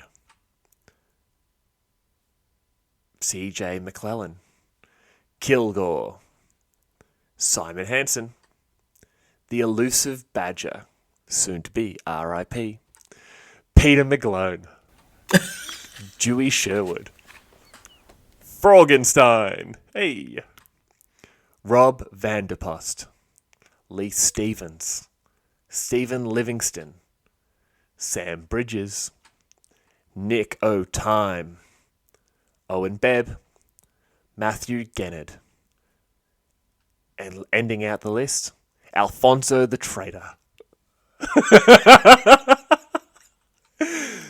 Each and every one of you, thank you so much. To all of you, yeah, thank you. That was long. Alfonso the Traitor really didn't show up that many times. Just every time I said it, Nathan's face got angrier and angrier. This has been a long episode. We will have a new one out. I'll keep you all updated from the International Fight Tour on social media. And yeah, we'll see you when I get back. And we have a very cool episode planned for our first one. So, on that note, bye, scummers.